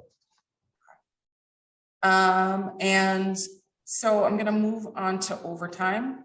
The plan includes an additional $50 million in fiscal 2022 for a uniform overtime budget adjustment. The adopted budget for 2022 included $126.4 million for uniform overtime, but the current spending as of January 2022 is $176.2 million. Have the cuts made to the sanitation budget over the past 2 years increased usage of uniform overtime? I think that a lot of the overtime, and it's true, a lot of the overtime is because we had, the outage rate has been significant over the last fiscal year. We were up to, during the Omicron variant, near the holidays, we were back up to north of 20% outage. And we do everything that we can to try to maintain the collection frequency schedules. And sometimes we can't make it, but when we don't have the available, personnel in, we do all we can to schedule. A lot of time that adds into extended tours and or overtime. And I think that's the reflection wholeheartedly, our availability into trying to, keep our service commitments. Okay. So I guess with that being said, a lot of the workforce is vaccinated, folks are coming back to work, and I imagine that rate has gone down. But with the cut specifically, do you anticipate increased overtime usage in subsequent fiscal years? I think that the reduction in workforce, it's going to be fluid. What we did, the staffing, particularly on the uniform side, those positions are, those numbers. One was for now an organics curbside program that we're not running. So those people were not to be haven't been hired yet. So they were going to be hired for that program. Therefore, there should be some budget neutrality on that. And as far as the garage utility and support posts and administrative posts, those positions will be attrited out, but right now provide immediate availability of those personnel as they change roles from either inside the garage or in the support post. So we're expecting in FY22 a help on the remaining year with having that available personnel. And then in FY, we really do need to see, it's really at its infancy. We have to see what is the cascading cost of not having the support personnel? Those garage utility workers, it isn't like we don't have any anymore. We just reduce the amount that are allocated per command, and we're using that additional resource out on field posts instead of in the garage. So it's going to take us a while to see what is the cascading impact of not having another body to be able to help with, changing flat tires or fixing plows before a snowstorm or something like that. So it's going to be really fluid to see what is it actually going to be the bottom line. And that's really, I can't answer whether or not we expect to see more overtime or less, because if our availability, if thankfully we go through a year, we're all hoping for a recovery year where our availability never pushes into a double-digit outage factor again. And if that's a game changer in and of itself. So I think that it really does depend on the staffing level availability. This year, thankfully, and it took a while in FY22, while we had this largest cohort that we've had in a decade where we staffed up 1,000 people, it still takes the entire time for all of those people to transition through the training academy to make them field effective. So it's not like 1,000 brand new people on day one. It took months. So we didn't get to feel the full weight of effect. And then by the time that full 1,000 was full bore, we went back into now another wave of an Omicron variant, which kind of negated all the positivity that we would have got from having these fresh legs, so to speak, to help offset programmatic overtime. So I think that it's going to take FY23 really for us to see what are the staffing levels against the programs that we're running to try to make sure that we're on the right path to keep overtime in alignment with where we want to be and look at straight time funding proposals so we can really talk, honestly about where we need to be. Okay. Thank you for bringing up the garage utility workers. That was my next line of questioning. The plan includes 5.1 million in savings in fiscal year 23 to reduce 107 garage utility staff positions through attrition. With the proposed reduction, budget headcount for 23 and in the out years would be 378 positions for garage utility staff. Can you walk us through exactly what garage utility workers do on a daily basis and how important they are to your operations? Garage utility workers, basically it's the most aptly named function we have. We utilize them for just about everything, but primarily they prepare trucks and they prepare the facility for the next day's work. They also, if we have a collection truck, for example, that is coming to capacity on the route, it is that worker who brings out the crew and empty to take the loaded one back to the garage so we could have as little downtime and routing efficiencies as possible. They're also the key personnel who do change flat tires. I mean, there are 10 tires on every sanitation truck, and we definitely come across flat tires. They also do some vehicle fueling, basic preventative maintenance. And one of the cornerstone things that they do for us is while we have the rest of the crew out working on refuse and recycling and street cleaning for as long as we can leading into preparing for a snow event or a weather event, the garage utility staff will start preparing the trucks for winter weather and emergency deployments so that what we can do is transition the staff quickly onto the other functions. So they provide a really great support role, and they also will go to some of the vendors. Not all of our vehicle repairs are done on site. Some of them, because the vehicles thankfully come with a warranty, they also do the transportation from down vehicles that are still under warranty going to repair facilities and back. And they do a really multifunctional role, and they're definitely a valued position. This cut of 71 posts per day, the 107 is the uniform headcount total for full-time equivalency, but it's 71 positions a day. And again, it's one person in 71 of our locations, but there are still other people who are assigned as the garage utility. So it's a reduction in the people who fill that role, not that we have a single command that doesn't have someone working in that role. So my understanding was there was about 2 garage utility workers per garage. Is that accurate? I mean, how many garage utility workers fulfill that role that you just broke down before these cuts? So you're right. For the most part, Chair, you're right. In many locations, there are 2 people assigned to the day line. And then 1 on each subsequent. We run 3 tours a day. We run 24 hours. So wherever the staffing level left us with either a commingled location, because some of our garages you've taken tours, are located right next to each other. So what we tried to do is work, looking at this, we tried to look at how we could programmatically move the position from the garage and have the least amount of impact on the physical location. So that that can be a resource. And additionally, up until this point, since we're working through that, we also know that if we had if we had a significant amount of garage work, we could try to pull another resource in from possibly another function and reschedule. So we're still working through the complete absorption logistics of not having the staff where we normally had them, but it is definitely a reduction in only the places that had more than one assigned, so that there is still at least someone with that core competency of knowledge to possibly train if we needed to, add additional staff to it for a single one day only, because we couldn't, do the scheduling. The thing that hasn't come to full bore yet is what happens in real time.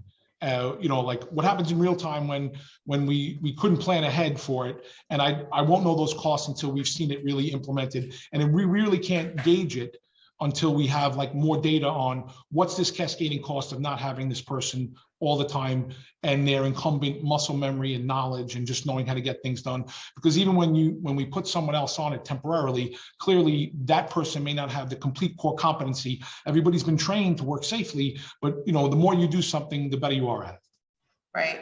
So what would you say, what kind of pressure does that put on a daytime garage utility worker to go from having two folks to now having one? All sorts of situations come in.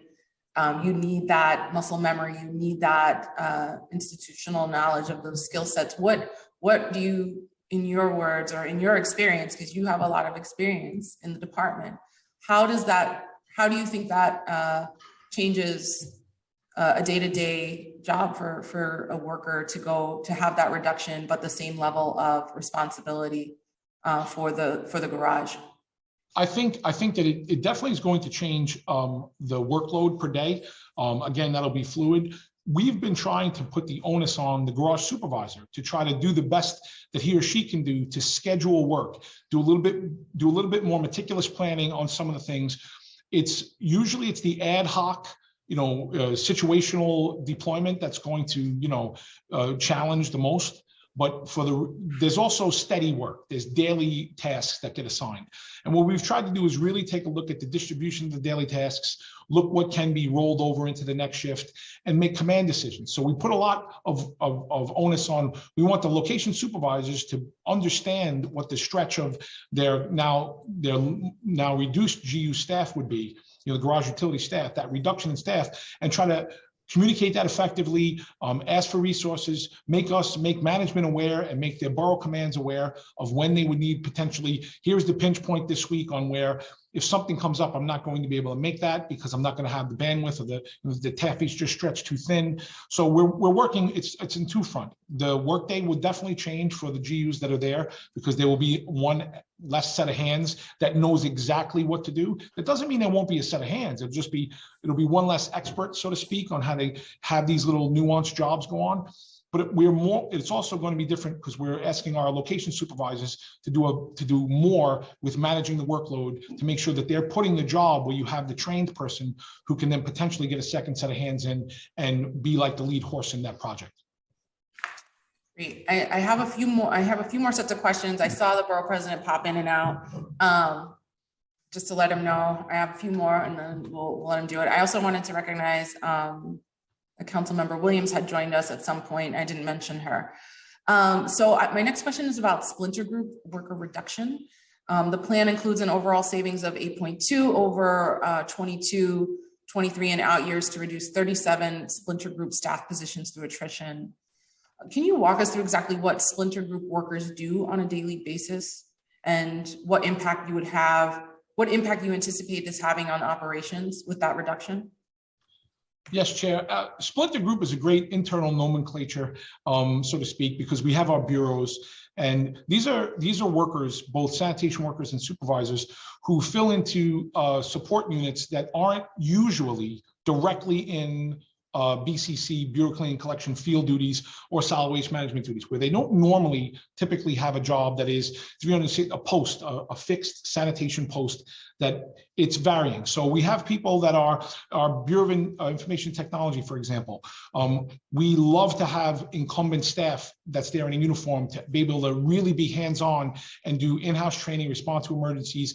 A lot of them are the people who do our route planning through our route planning unit and our operations assistance unit, where they go out and they do surveys and planning, and they come back with some of the best data on how we can formulate new plans for field implementation and strategic initiatives. Another thing that we have with our splinter groups is some of our lot cleaning personnel and some of our, derelict vehicle operations personnel. And these are all units. So it's a myriad of units that were employed. We tried not to bear all of the brunt in any one of these particular units. So it's a really mixed bag between, these are secular jobs where they're not, you just don't see them on the front line, but they're doing something in support of the front line. So these cuts, again, are what we're doing is we're reducing systemically a handful of people, 1 or 2 posts here, 1 or 2 posts there, putting those people back on the frontline assignment. This is the job that they were hired for. They're trained, they have the skills to do it. You really don't get into a splinter group until you have mastered the frontline positions. And then we're putting that expertise back into the field. And then next year, that loss is just the attrition of not backfilling them back to that splinter role. And again, we will need to see what the cascading impact of that. We definitely value the work that these men and women perform. However, we're doing what we've been asked to do, look for efficiencies and not impact direct service levels. So that's why we made that transition there. Okay. My next question about the garages, women's bathrooms and locker rooms. How many of the 59 sanitation garages citywide have women's bathrooms and locker rooms? That's a great question. And I just want to put in for context. So naturally, women's locker rooms in the collective bargaining agreement for sanitation workers, particularly, we have wash up time. And I know when I was a sanitation worker, you want to be able to go and completely wash up, meaning you have a shower facility, you have adequate facilities to completely wash yourself at the end of the collection day. And right now we have all 59 assignments can go somewhere. We only have 57 that have standalone female locker rooms, and the last 2 are in construction. So we are really so in the last 2 in Queens, Community Board, District 2 and District 4 currently have to go to District 3, which is in the same building, by the way. So it's not like they have to walk a million miles. It's in the same hub. They have to go and use that for a full facility, but they also do have a different room that they can relax in. It's just not commingled, unlike the male counterparts that have a locker room that is one big locker room, and they can also have a shower facility and other facilities. So we are down to only having 2 facilities, two districts of 59 that do not have a female sanitation workers locker room. Oh, I'm sorry, for the D2 and D4, you're saying they're in the same hub? Queens West 2 and Queens West 4 garage are situated right by Q3. They're on the same block.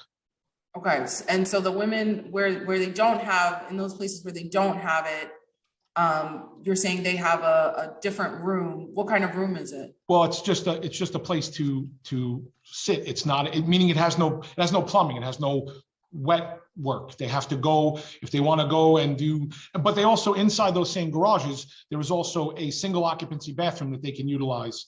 So there's a place to go to the bathroom. There's just not a place to take a shower. Okay. So those workers who identify as women they just can't shower in those last 2 garages. Yeah, they can go to Q3, which is how it's been. And I'm not saying that we're working towards it. So the last 2 districts are currently under a construction project, and we are very glad to be able to finalize a very long journey to get there. But we are down to 2 that they do not have a women's facility with a shower inside the location, that they have to walk a block. The women assigned there would have to walk about half a block because the 3 garages are right next to each other to go use the shower facilities in the District 3 garage. But they could definitely sit down and it's just not a female assigned standalone bathroom, shower, locker room. Okay. 2 more topics, and then I will, I'm going to hand it to the borough president after, and then the public will have their chance. I'll be quick. I know it's a long day. Just quickly on city council funding for sanitation. A lot of members came on here and said they don't like the fact that they have to give it over. We all agree it's not great. What is the number one thing that members are funding sanitation to deal with? What's the number one activity? The primary funding from the members are for additional basket service. Basket service. Okay, and I know that you might have mentioned this before, but what what does the department, what would it take to baseline to cover all those and remove the need for that funding or supplemental funding from the council members? I'm good. So the baseline funding will be different because everything that's getting funded now is on OT. From them, I think we have a number. I'm sorry, Greg, do we have a number? So we don't have a number to baseline the services for this current fiscal year. It's 4.6 million that's being provided. The majority of that funding is coming out of the dedicated NYC cleanup initiative funding that the city council has. So it's funding that's intended to be used for cleaning up neighborhoods. And obviously, anytime we're baselining something, there's a lower cost compared to overtime, but we don't have a specific number for that set of services. So you're okay. So then, I'm sorry, I'm toggling between lines. In order to get, to get back to the truck level of service that you would need to cover every single basket, you're saying you don't have a number?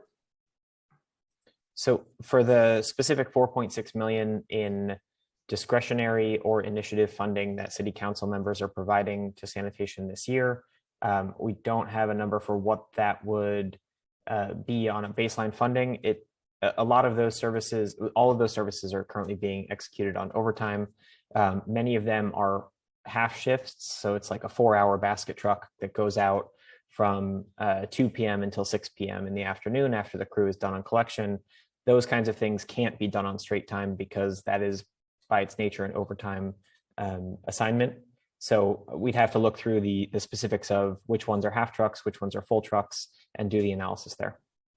And what would be an ideal number of trucks per week to achieve optimal basket service across the city? I think that's I definitely think that's a fluid number. And I know that right now, so when you think about where we are, right now we are, we're running 588 basket trucks per week. And I think that it's looking at what the temporal distributions are, understanding how collection truck targets change month over month, and really looking at where are the pinch points, because that's one of the things that we want to continue to talk about and work on. And in this preliminary budget, and that's where we are. Having these discussions, getting a number out there. And as Greg said, earlier, we definitely appreciate the partnership with all the council members who did then come in and provide this additional service. And it's definitely helpful. And we want to continue having the discussion on where we need to be and what that analysis would look like, and really find out where the pinch points are, because it is a temporal thing. There are plenty of places where, and it's a multi-pronged approach to try to do better with basket availability, meaning volume left. Because if we can do something more with, stopping on our enforcement side, stopping the misuse of the basket, if we can do something more with, as we're scheduling our route assignments coming out of the winter season, perhaps the temporal distribution of when the collection service passes by can also create an optic. So it really remains a fluid thing. In general, though, I love I love every empty basket I can see. So we're never gonna, deny that we love empty baskets too, Chair. Okay, and just to back up a second. So what would be the baseline funding level needed for FY23 versus FY20 levels? I think, let me see if we have a number on this.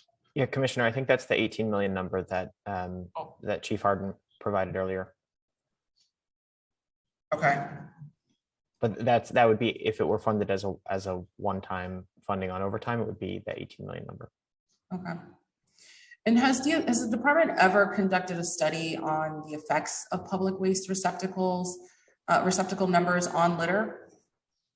We have not conducted a formal study on whether or not, how much receptacles, or we have not. What we do is we review where the traffic is. We, where the pedestrian traffic is going to be. We review what conditions are. We use our 311 data coming in. We use situational awareness from now social media streams. We're also talking to council members, but we also take into consideration the studies of other municipalities that have paid for such, things. And it's really a committee of the whole, and we would gladly love to talk about this more and what we know about basket service, what we've learned throughout the years by studying it, where others have conducted a formal study, understanding, of course, that some of their topography is completely different than ours. Okay, and my last line of questioning is around the Gansevoort Marine Transfer Station. And mostly just to kind of generate and get out on the public record kind of the status. So can you give us, from your assessment, what is the status of the Gansevoort Marine Transfer Station? So it's a great question. Clearly there is it's been a hanging chad for a while. What are we doing at Gansevoort as we do the development? The progress there, and it's because there's a few things that are going on. There's a few, it's right there on the river, and there's a few things that are going on. And to give you a little bit more of the programmatic what's going on, I'm going to ask Greg to step in and just talk you through some of the logistics, because it's not that we're not moving on something. There's a lot of players in the game. Greg? Sure, thank you, Commissioner.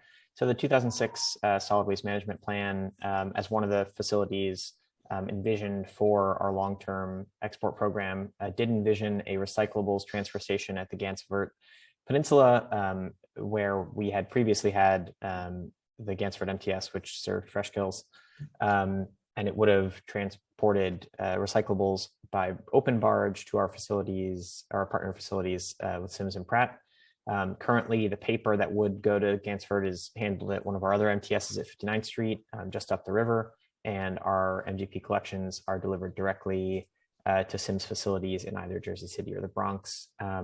Where this stands right now, the 2008 amendment to state law that enabled this facility, because it's in Hudson River Park, requires a somewhat complicated joint MOU between the mayor, the governor, and the heads of both houses of legislature in New York State that would commit funding for park improvements as a precondition for this project to move forward. And at this point, no MOU has been signed. We do still have, we had put out actually through DDC a design contract at this point, probably 6 years ago. So that design contract is still on hold.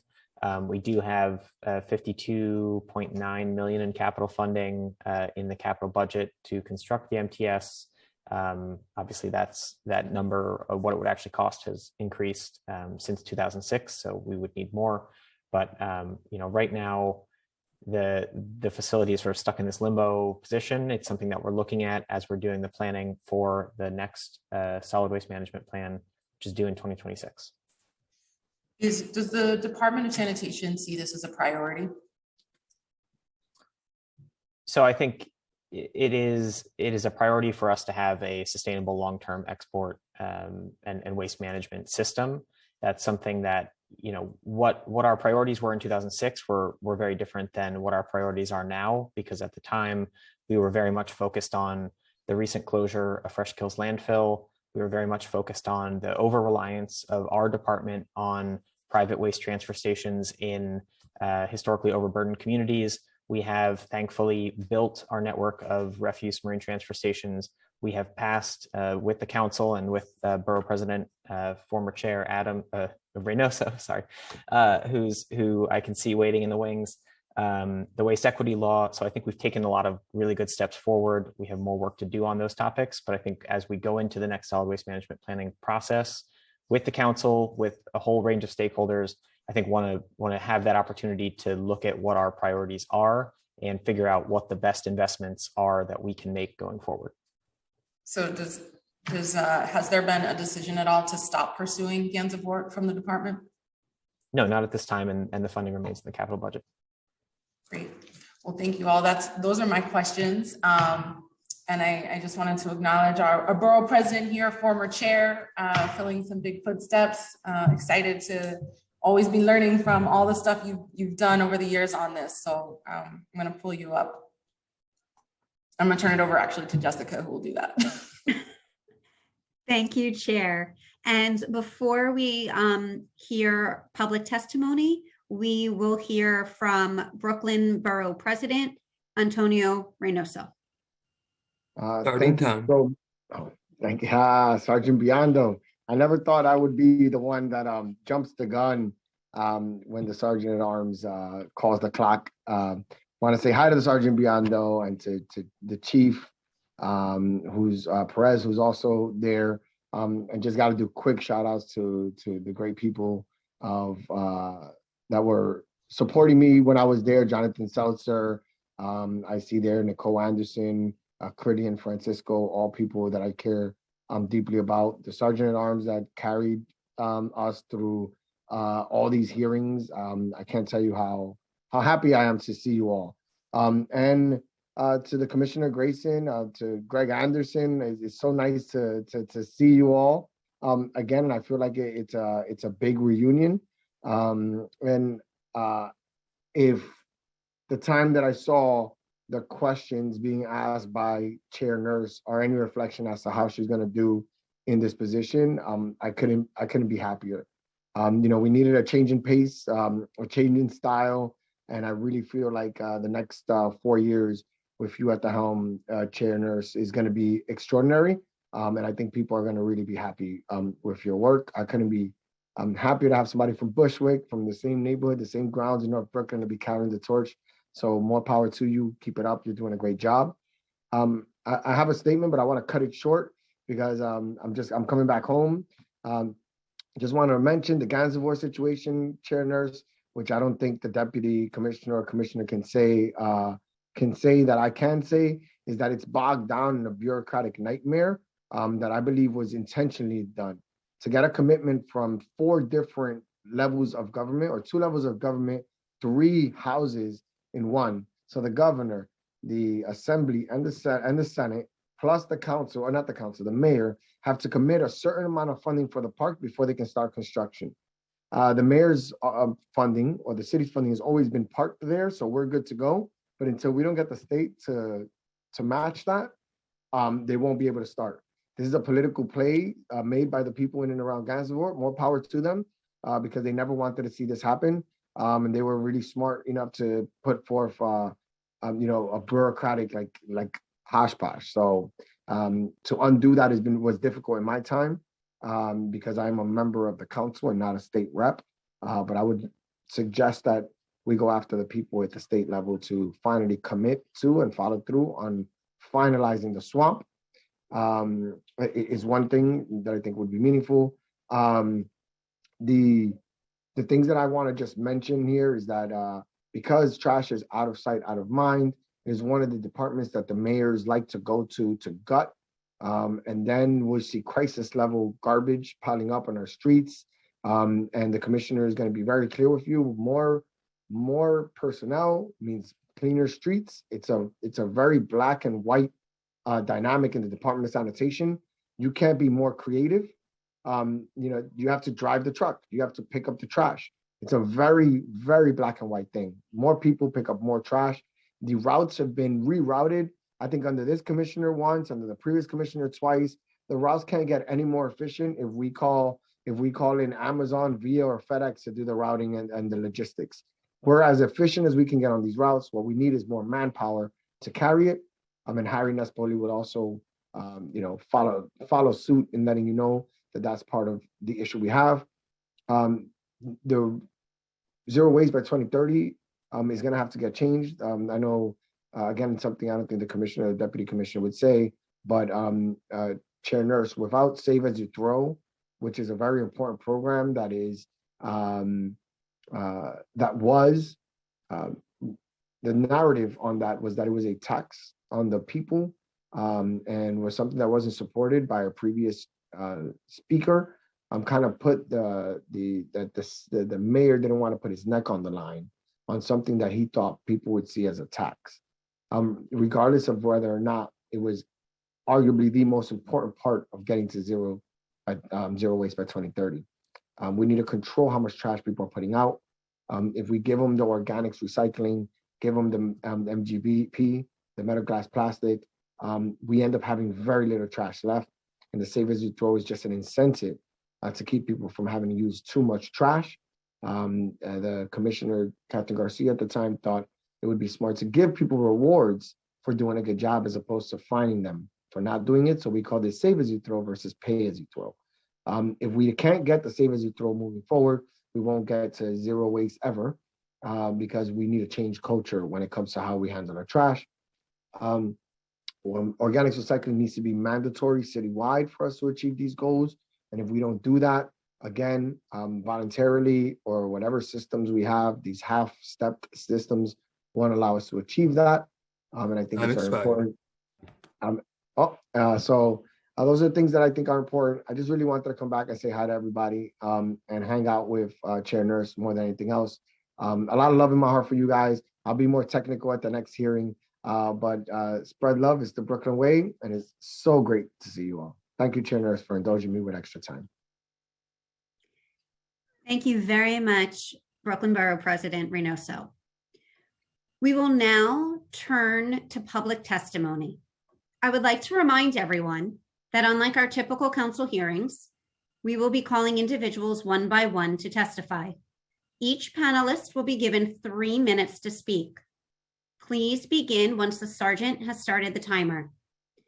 Council members who have questions for a particular panelist should use the raise hand function in Zoom, and I will call on you after the panelist has completed their testimony. For panelists, once your name is called, a member of our staff will unmute you, and the Sergeant at Arms will give you the go-ahead to begin upon setting the timer. Please wait for the Sergeant to announce that you may begin before delivering your testimony. You may also submit written testimony to testimony@council.nyc.gov. I would now like to welcome Eric Goldstein to testify. After Eric Goldstein, we will hear from Linda Gwynn, followed by Justin Wood. Eric Goldstein, you may begin when the sergeant calls time. Time starts now. Good afternoon, Chairman Nurse and members of the committee. My name is Eric Goldstein, New York City Environment Director at the Natural Resources Defense Council. Thank you for your leadership, Chair Nurse, in holding this important hearing. I'm going to summarize my written testimony, and we welcome Commissioner Grayson's comments earlier today regarding the creation of a new Bureau of Commercial Waste and hope that means there won't be any further delays in moving forward with the RFP to implement the Commercial Waste Zone landmark program that will solve so many issues with respect to commercial waste. But today, the topic is residential waste, and the proposed DSNY budget for FY 2023 would cut approximately $60 million from the FY 2022 adopted budget. The cuts, however, are not equally distributed. They fall disproportionately on programs designed to deal with the environmental and quality of life burdens of over 12,000 tons a day of trash that are imposed on the city and its residents, and more often than not on communities of color. There are 3 programs in particular where the proposed cuts to the DSNY budget would be particularly harmful. One, organics collection cuts, and that includes curtailment of the expansion of the curbside program, the chopping in half of the popular and cost-effective funding for compost drop-off sites, and the programs for the city's public schools, just allowing them to languish, as Council Member Gennaro and you, Chair Nurse, have already noted. The second program on the chopping block are the litter basket service, where roughly 150 litter basket collection trucks per week are proposed to be cut at a time when litter is an increasing problem across all 5 boroughs. The rats are really enjoying this proposed cut. And the third is the cut in electronic waste collection curbside for Staten Island. Electronic waste needs to be convenient for all New Yorkers under state law, and this cut is particularly harmful to the residents of Staten Island. While the city's litter basket cutback in service is just nutty, the cuts to organic waste collection are economically unwise as well. Organics represent 1/3 of the residential waste stream, and the cost of exports are climbing rapidly.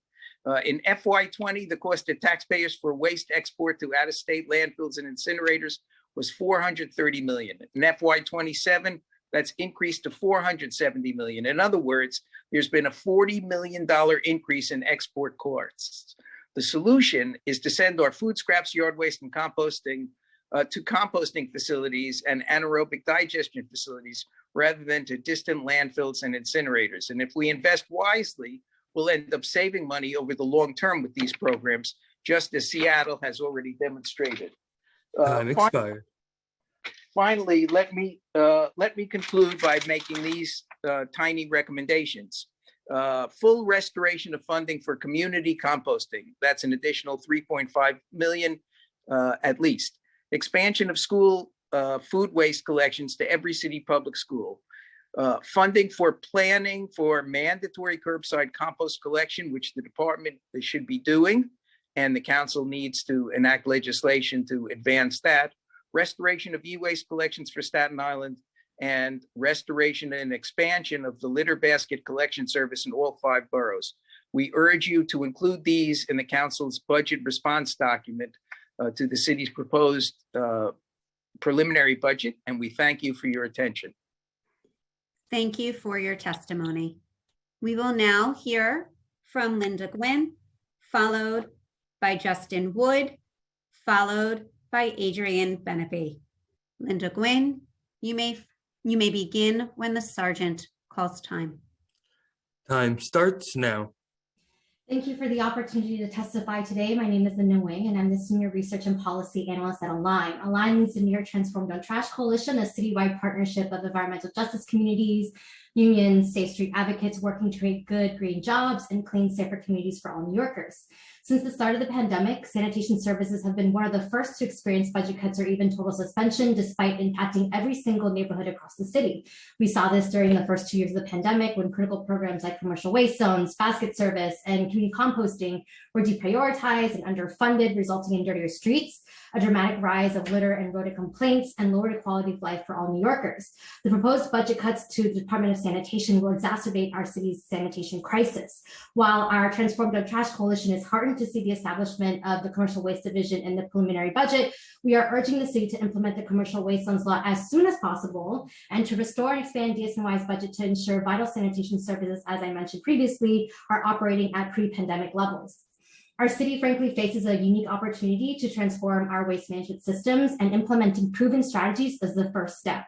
Commercial waste zones, implementing it exactly, is what the city should be doing to enhance public safety, achieve the city's climate goals, and also to support local economic recovery efforts. Private sanitation work remains one of the most dangerous jobs in the nation, and commercial waste zones addresses this by requiring carters to meet robust vehicle safety measures, investing in safer facilities, and also to conduct safer safety trainings, which are measures that will be critical to ensuring both worker and pedestrian safety. Let's not forget the fatal incident that happened earlier this month in Brooklyn.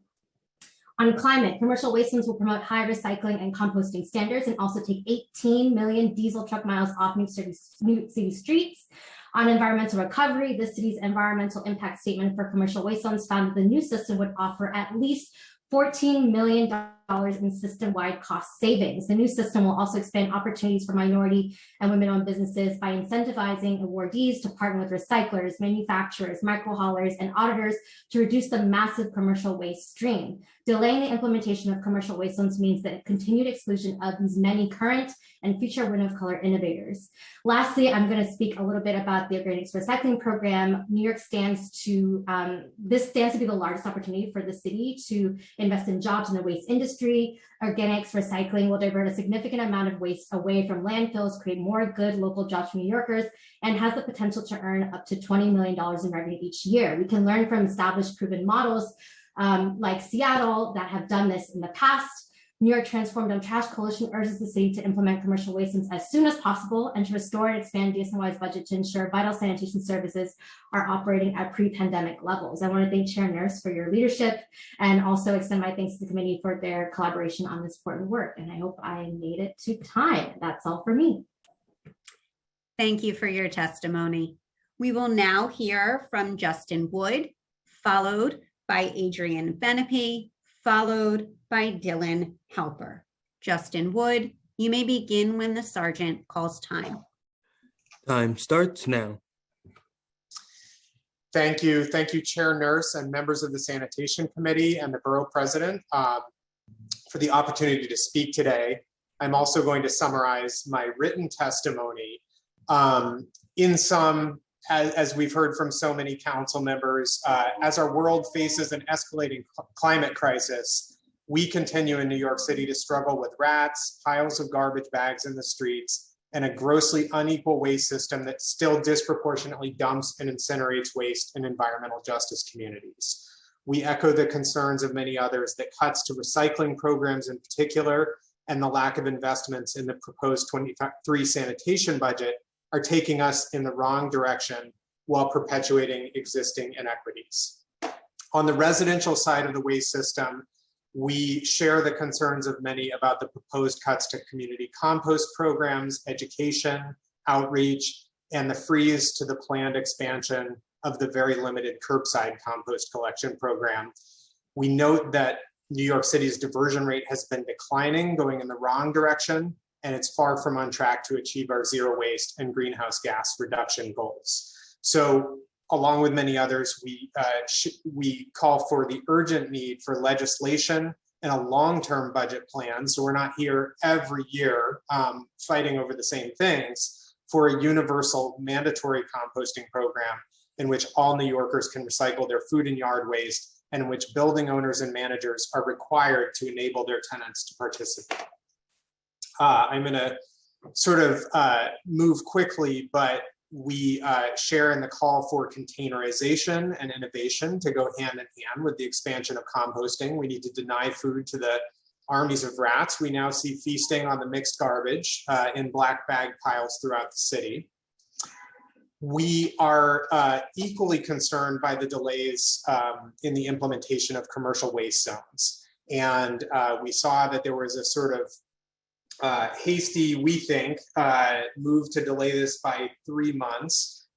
We hope that that's the end of these delays and the city will move forward with the RFP and negotiations to arrive at comprehensive accountability and contracts with the commercial waste industry. I would just note that from a budget perspective, this program should be self-sustaining via administrative fees, but only once the contracts with commercial waste providers are negotiated and go into effect. It's concerning that any further delays would also be bad for the economy. There's a lot of savings associated with moving to the efficient commercial waste zone program. It will save tens of millions of dollars compared to trying to ramp up diversion rates in the private sector without those efficiencies.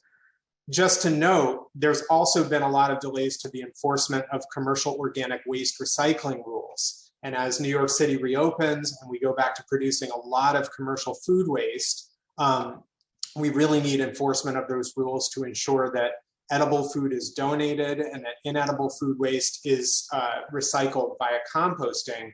But again, the commercial waste zone program and having an ample enforcement budget and enforcement personnel for DSNY is the only way to ensure that those services are being provided to food waste generating businesses by the commercial waste industry, and that businesses that do the right thing are being rewarded with prices. Finally, we just want to call for adequate enforcement of safety and environmental measures for both DSNY and the Business Integrity Commission.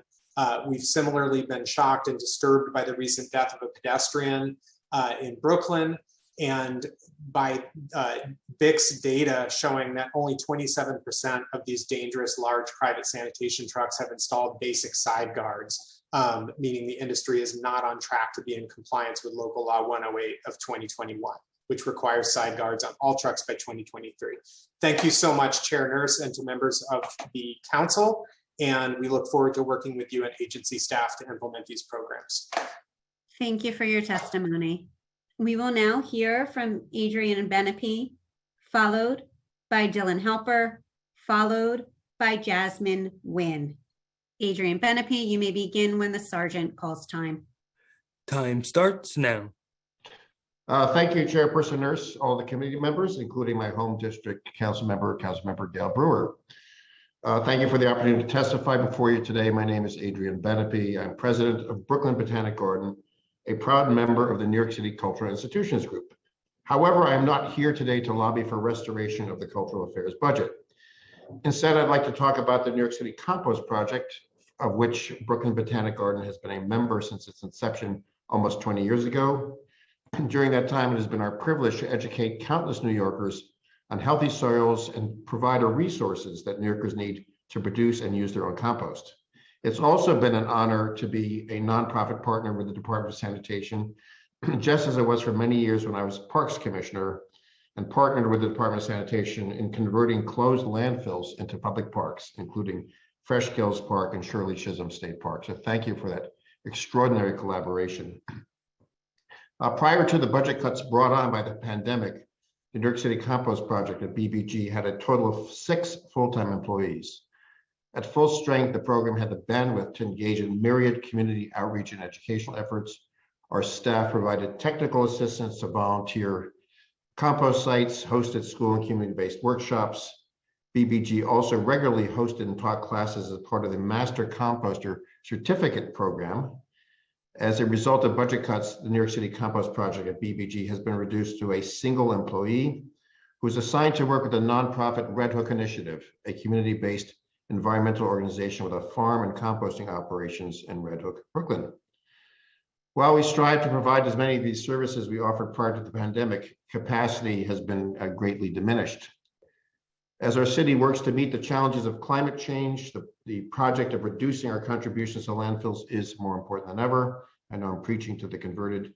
We urge the administration to invest in our city's soils and environment by fully restoring the New York City Compost Project to pre-pandemic funding levels. This investment will allow BBG and other nonprofit organizations that make up the New York City Compost Project to do what we do best, provide world-class environmental education to New Yorkers free of charge. We would also like to urge the administration to restore full funding for curbside organics collection. While we understand the administration's concerns regarding the viability of the program, halting expansion is not the answer. It should be just the opposite. The solution is to invest in outreach and education to encourage New Yorkers to enroll and to convince their landlords. By raising the participation rate of the program, we can reduce processing costs and create a viable program for our entire city. Brooklyn Botanic Garden stands ready to work with the City Council and the administration to advance this critical issue. Thank you for your time. Thank you for your testimony. We will now hear from Dylan Halper, followed by Jasmine Nguyen, followed by Shiv Soen. Dylan Halper, you may begin when the sergeant calls time. Time starts now. Hello, Chairwoman Nurse and members of the Sanitation Committee. My name is Dylan Halper, and I'm a 15-year-old student on the Upper East Side, and I attend the Dalton School. I'm also a member of Triage, a youth organization fighting for climate justice in New York City. Today, I am testifying to demand a reinstatement of $47.8 million back into the sanitary department's budget without the cuts proposed by Mayor Adams. Additionally, I urge you to fully fund the Zero Waste Schools program. As a young person, I'll experience firsthand the devastating effects wrought by climate change and the damage caused by environmental harm. Therefore, students and young people like myself play a unique role in participating in action to work to protect our environment and take proven steps to reduce environmental harm. Composting and the Zero Waste Schools program are proven ways to ensure a healthy environment. While some have criticized the composting programs like Zero Waste Schools as not having a big enough impact, this is simply untrue. While it may appear like a small contribution to composting as one student doesn't do much, the collective composting done by students across the city under this program can make a significant difference on our environment. Additionally, the Zero Waste Schools program will allow students to learn more about sanitation and waste and encourage them to take action on these critical issues. These programs are necessary for us students, and therefore I urge you to ensure they remain fully funded. Thank you for your time. Thank you for your testimony. We will now hear from Jasmine Nguyen, followed by Shiv Soen, followed by Victoria Liu. Jasmine Nguyen, you may begin when the sergeant calls time. Time starts now. Good afternoon, Chairwoman Nurse and members of the Sanitation Committee. My name is Jasmine Nguyen.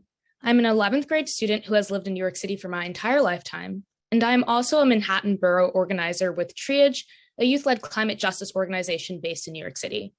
I am speaking today to demand that Mayor Adams halt his proposed nearly $50 million cut to the Department of Sanitation budget and also restore full funding to the New York City Zero Waste program in public schools.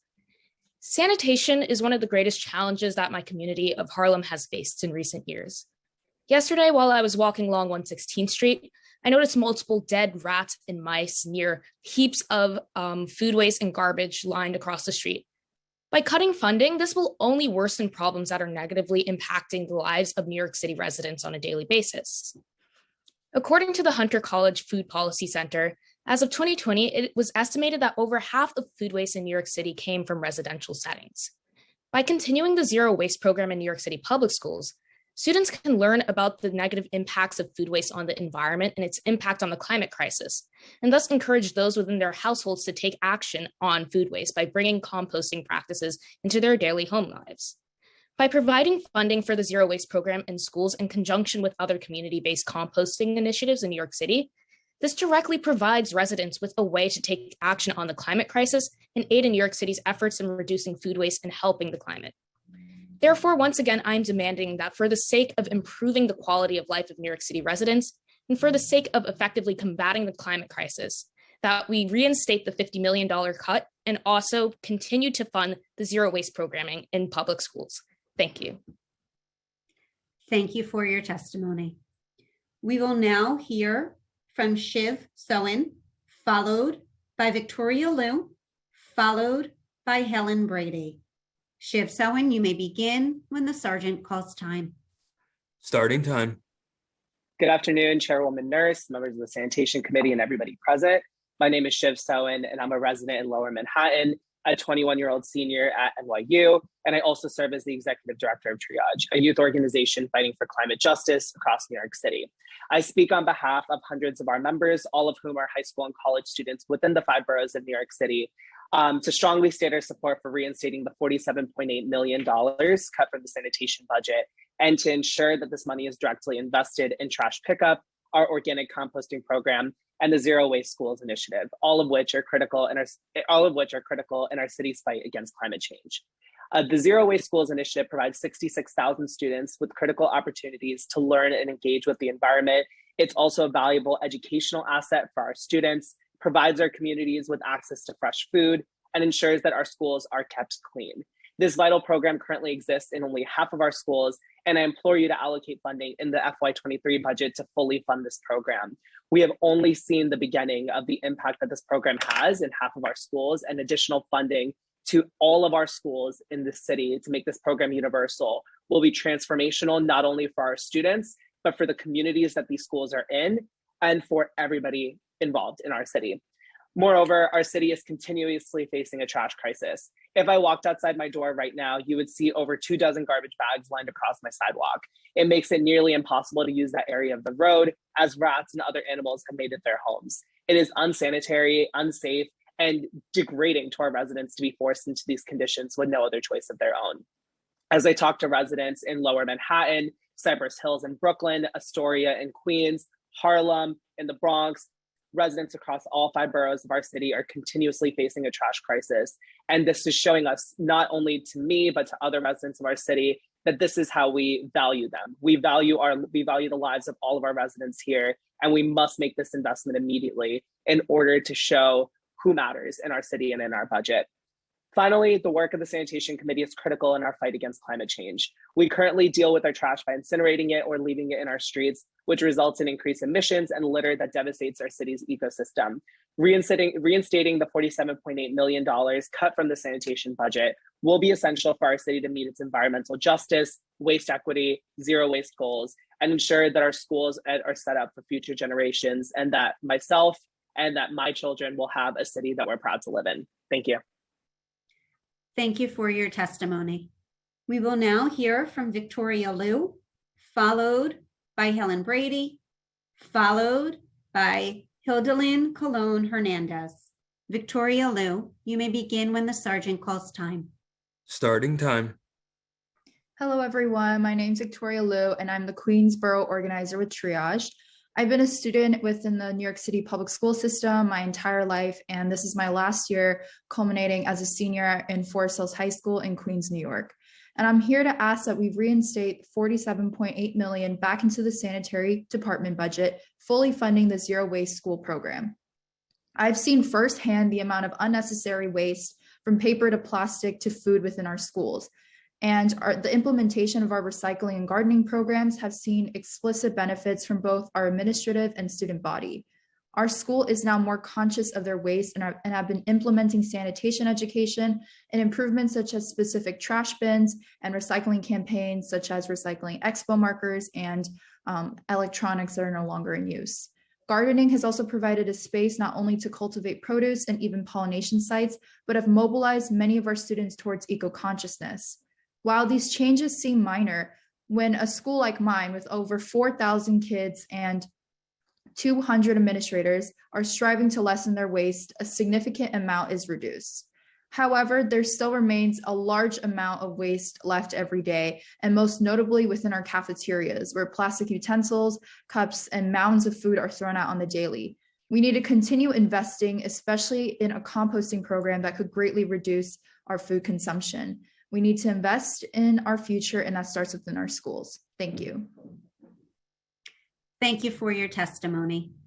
We will now hear from Helen Brady, followed by Hildalyn Colon Hernandez, followed by Carlos Castel Croak.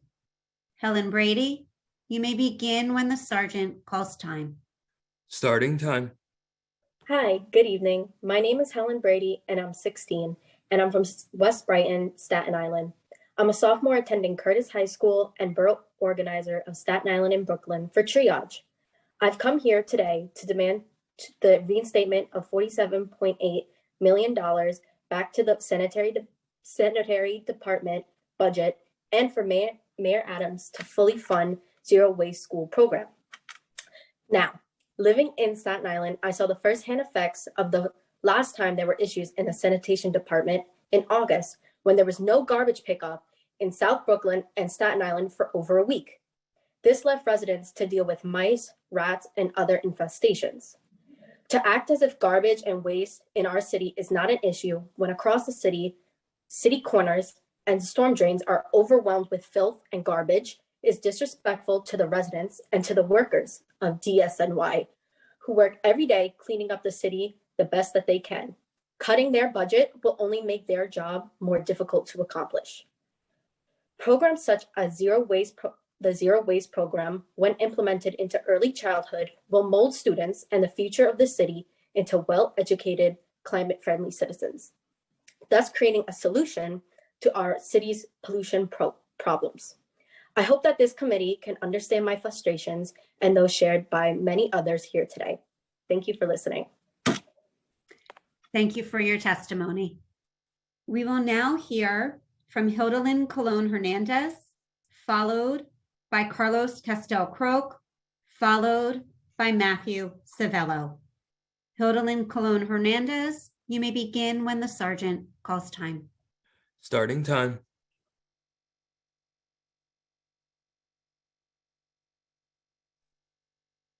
Good afternoon. My name is Hildalyn Colon.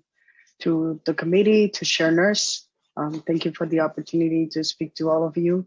I am the Director of Policy and Strategic Partnerships for Los Libristas.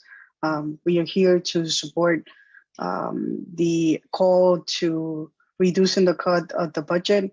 We know how important it is for the city and for actually the Los Libristas to have a clean road to make sure that they can kind of like deliver the essential food in the area.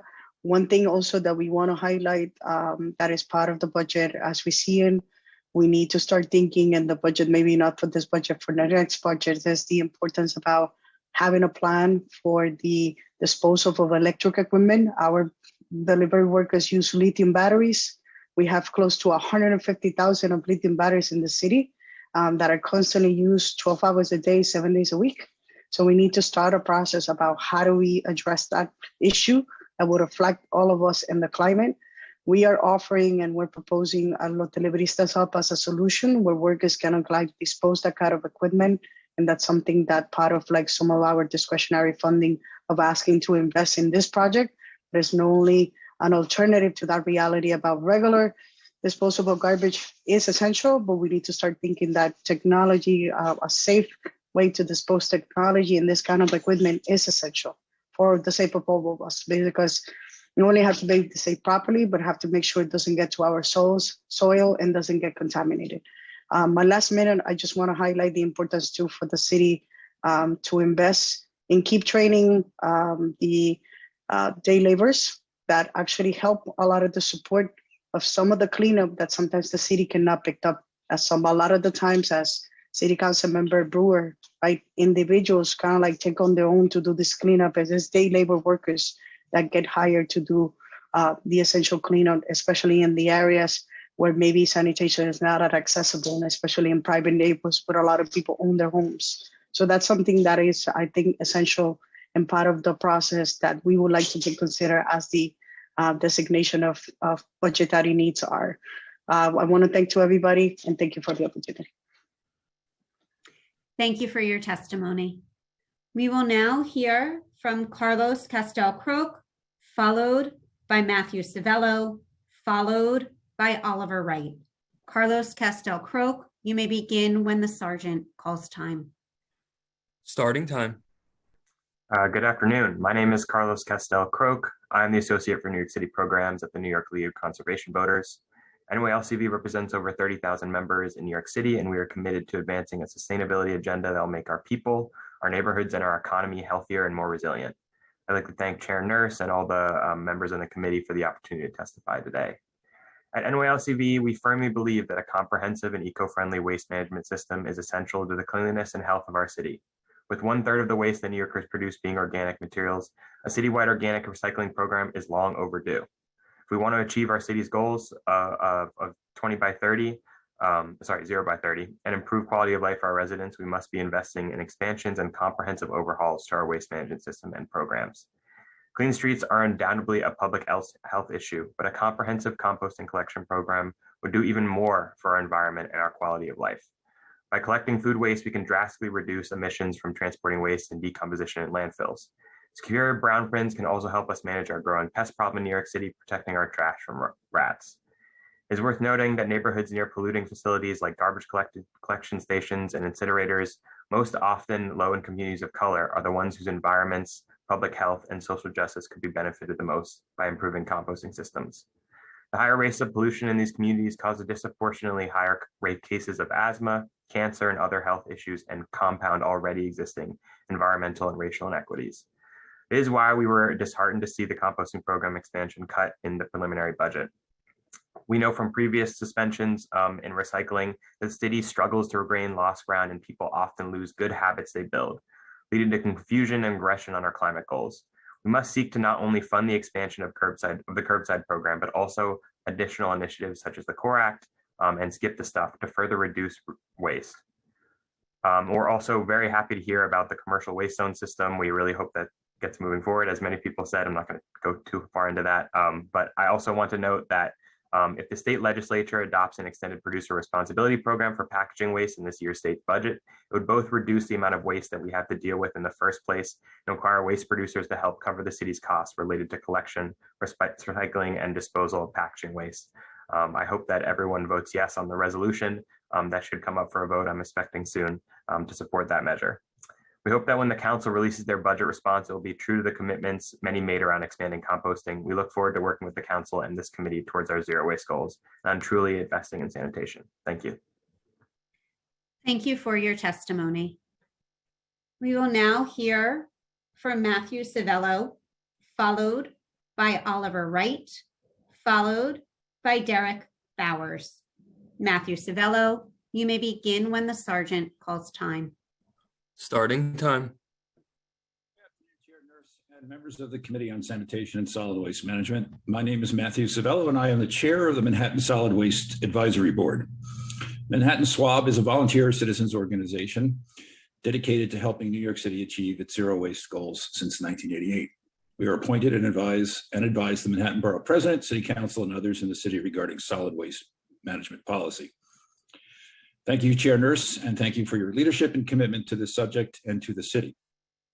Thank you for this opportunity to provide comment at today's Sanitation and Solid Waste Management preliminary budget hearing on the Departments of Sanitation's fiscal 2023 budget. New York City exports 1.1 million tons of organic material annually to landfill and incineration at a tremendous fiscal, environmental, and opportunity cost to the city of New York.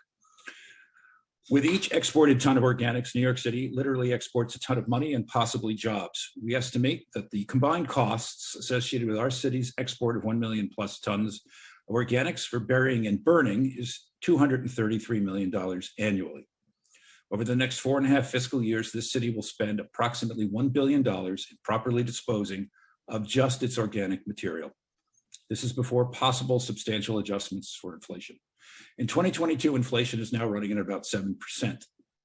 New York City could recapture much of these costs and stop the environmental harm associated with our burying and burning of organics by diverting organic material away from the waste export and instead to beneficial use. Recaptured costs could be used in part to fund a viable organics collection program. But to do this, the city needs to design a viable organics program that will maximize its chance of success. Participation rates must be maximized using behavioral science and marketing techniques in order to fill the trucks and make the program economically viable, starting with pilot programs to districts and housing density and demographics that resemble the city's overall population. Therefore, the Manhattan Solid Waste Advisory Board recommends the city start this process by restoring annual funding to the community compost projects and food scrap drop-off locations from $3.5 million to $7 million annually, and to restore the total $91.5 million to curbside collection over the next 4.5 fiscal years. Restoration of funding over the next 4.5 fiscal years should be considered an investment to find an optimal solution to our organics crisis and to lower overall future waste export costs and create an efficient, mandatory, universal, and equitable organics program. The council should update the city's recycling law so that organics will be part of the city's recycling program, made mandatory and universal, and same as it is for recyclables. Adequately fund organics outreach and education. Seattle and San Francisco, where they are successfully recycling, spend $3 per person per year on educational outreach. New York City spends 86 cents per head. Now is a good time to get serious about saving real money and get serious about restoring investment and finding a way to create an equitable, robust, and well-executed organics program. Thank you very much. Thank you for your testimony.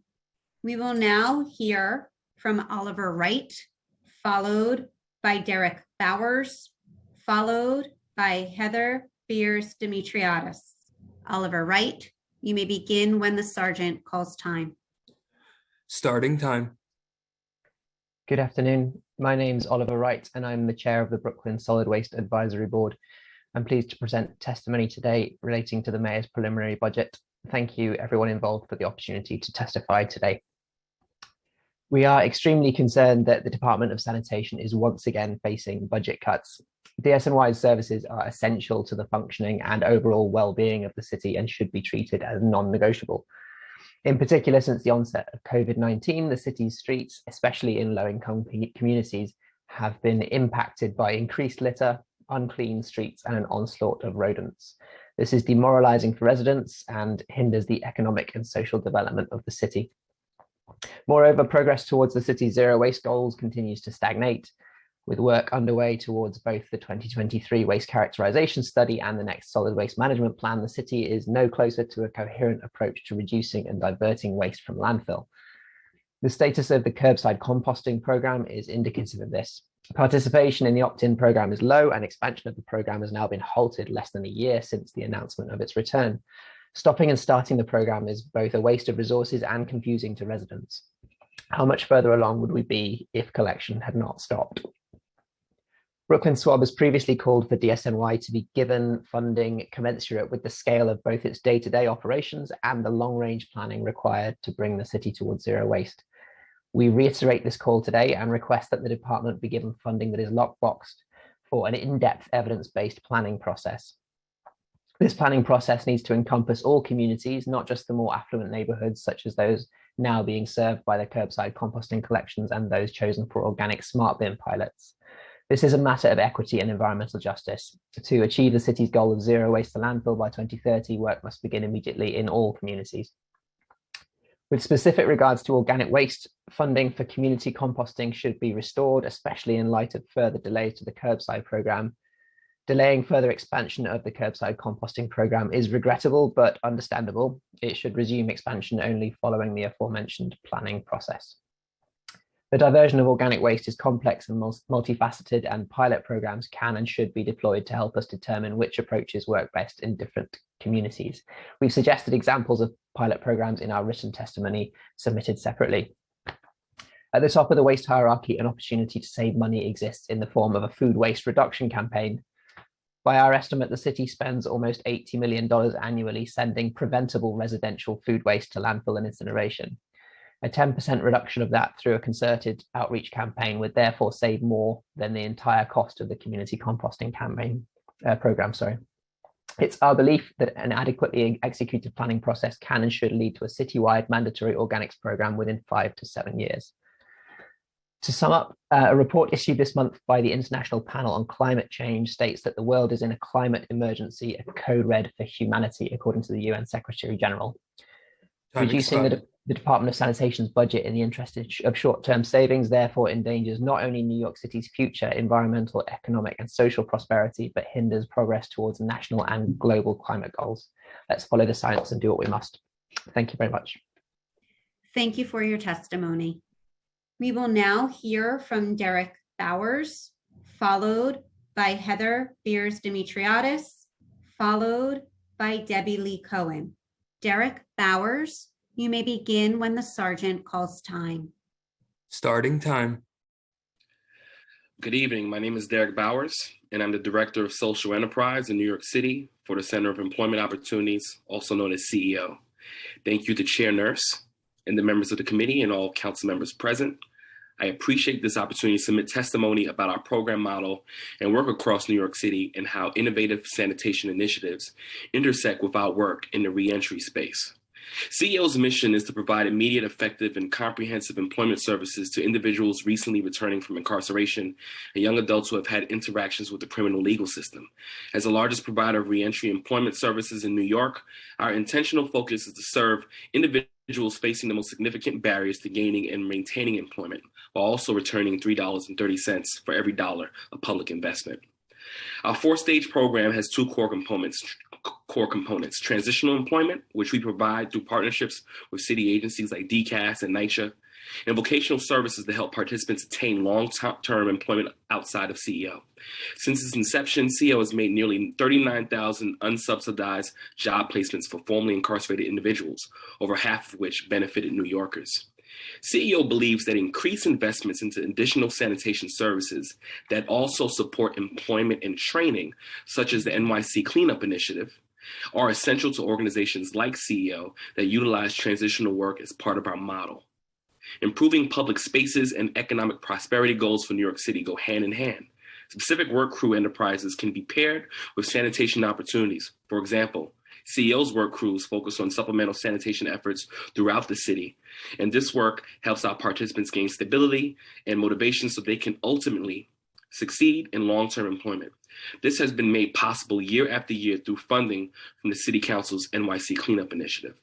A funding increase in the innovative NYC Cleanup Initiative would provide an opportunity to direct funds toward expanding our work crew opportunities throughout the 5 boroughs, thereby increasing the number of justice-impacted individuals we can serve annually and the amount of immediate and paid employment available for thousands of New Yorkers who are often underserved and overlooked.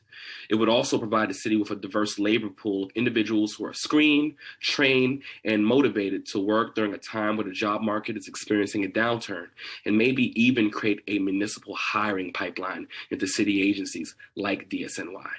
These are sound investments that the city can and should adopt through the budget. And at CEO, we don't just put individuals to work, we keep them out of prisons and jails. Thank you for your time, your consideration. Thank you for your testimony. We will now hear from Heather Beers-Dimitriadis, followed by Debbie Lee Cohen, followed by Justin Green. Heather Beers-Dimitriadis, You may begin when the sergeant calls time. Starting time.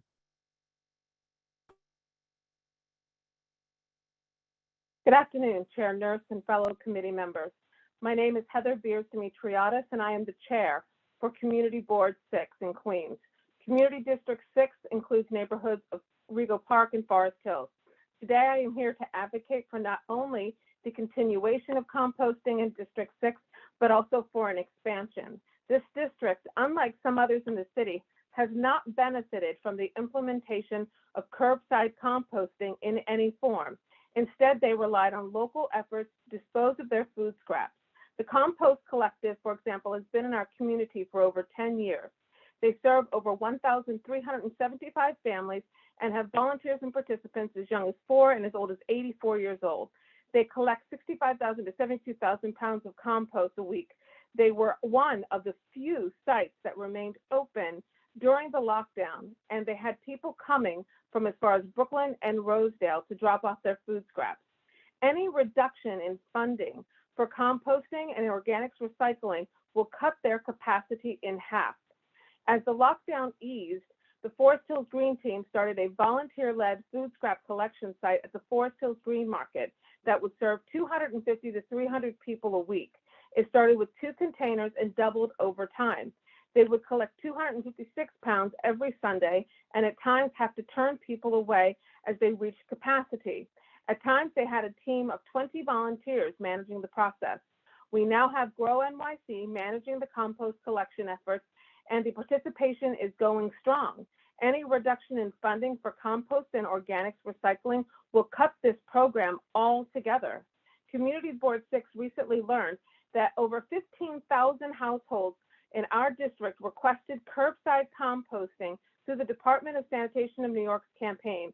This is not surprising to us given the amount of engagement our community has had with the Compost Collective, Forest Hills Green Team, and Grow NYC, on top of their individual efforts at home.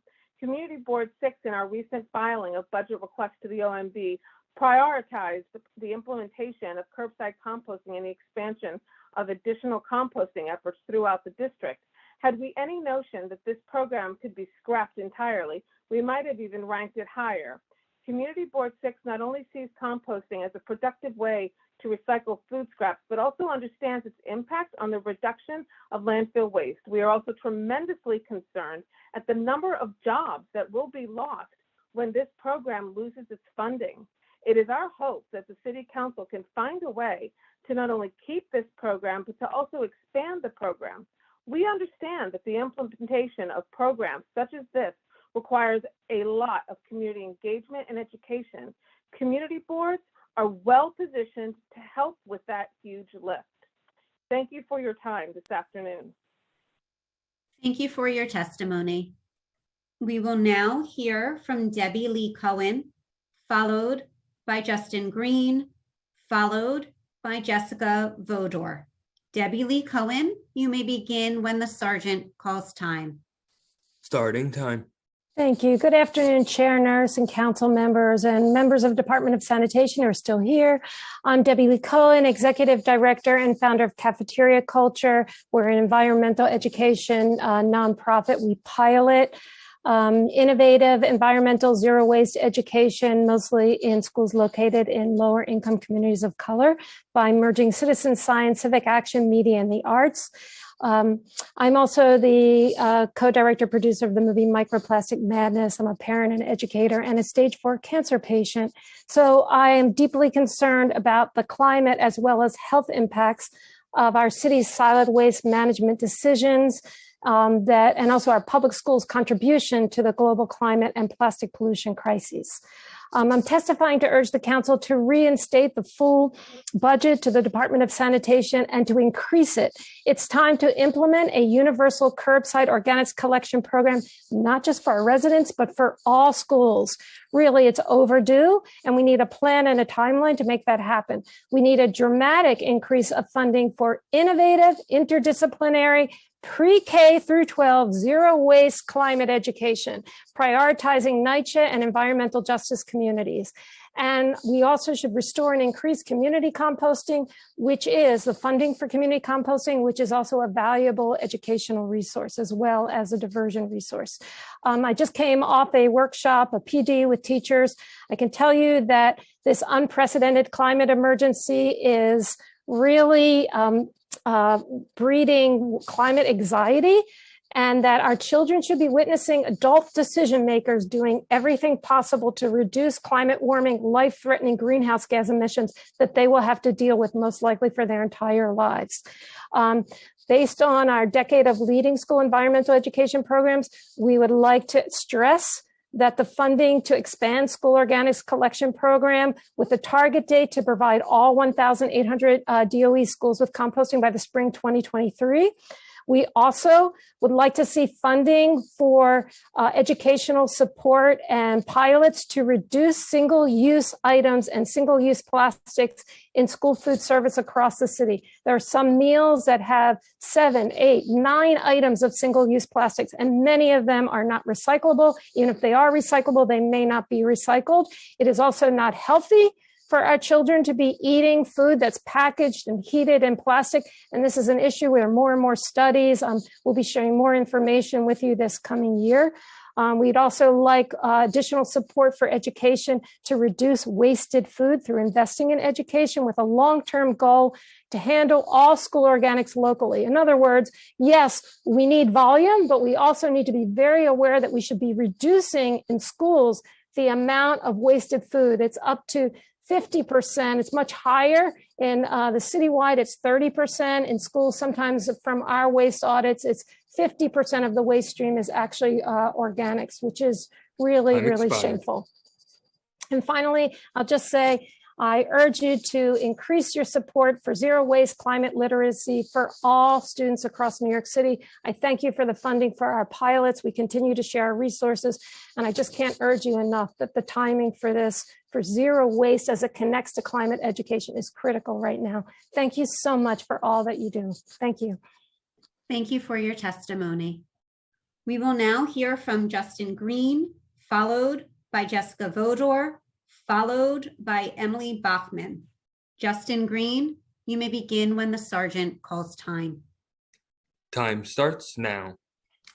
Thank you, Chair Nurse and Councilmember Brewer, for sticking around through all the testimony. I mean, thank you again to Department of Sanitation and Commissioner Grayson and Deputy Commissioner Anderson for pushing all the innovative projects at sanitation. I know it's sort of an uphill battle sometimes, but this Department of Sanitation actually has done some amazing and innovative projects, and we need to keep supporting them.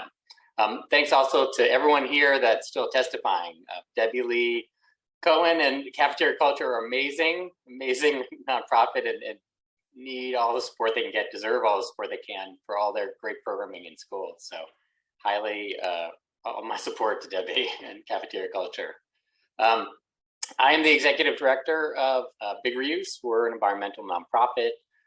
We've worked with the city for over a decade on composting projects underneath Queensboro Bridge in Brooklyn, and community composting drop-off sites throughout the city. We currently host over 70 food scrap drop-offs throughout the city as part of the 215 that have been opened by so many different community groups, Grow NYC and community gardens around the city to make up for the cuts to curbside in 2020 with COVID. The cuts then cut the legs out of a program that was expanding, that was becoming more successful, and have ended up throwing away all the effort that Department of Sanitation put in over half a decade to launch the program. It's been a waste of funds by cutting the program. So we need to really commit as a city to composting in its many forms and make that funding available this year. So that means we're asking for funding for community composting to be restored. Right now, there's 3.5 baseline. We're asking for a $7 to $10 million baseline ongoing, so we don't have to keep coming back and fighting for community composting year after year. That will allow the continuation of the current programs at the botanical gardens to train composters and community gardens, funding for us and our composting sites and food scrap drop-offs throughout the city, funding for programs at schools to engage in composting with children. So that's a baseline, and also composting with the park. So we compost that material over almost 2 million pounds a year and give that compost back to the community, to street tree care, to improve the soils in the city. So we're asking that funding be baselined at least 7 million, hopefully 10 million year after year. We're also asking that the funding be returned to the expansion for opt-in. It's not a perfect system, but it is a great step towards getting citywide mandatory, right? It's a step in the right direction. We need to keep expanding it. Time expired.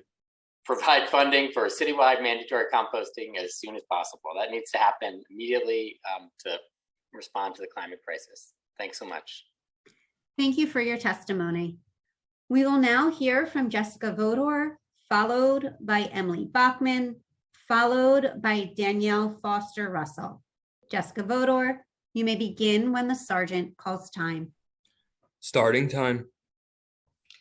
Thank you, and good afternoon, Chairperson Nurse and members of the committee. My name is Jessica Baker Vidor, and I'm the president and CEO of Snug Harbor Cultural Center and Botanical Garden, located in Council District 49 in Staten Island. And we're a member of the Cultural Institutions Group, a collection of 34 cultural organizations that operate on city-owned property. And Snug Harbor is tasked with stewarding a unique and historical and environmental asset for the city, a mission that we believe is crucial to public health, public life, and public benefit.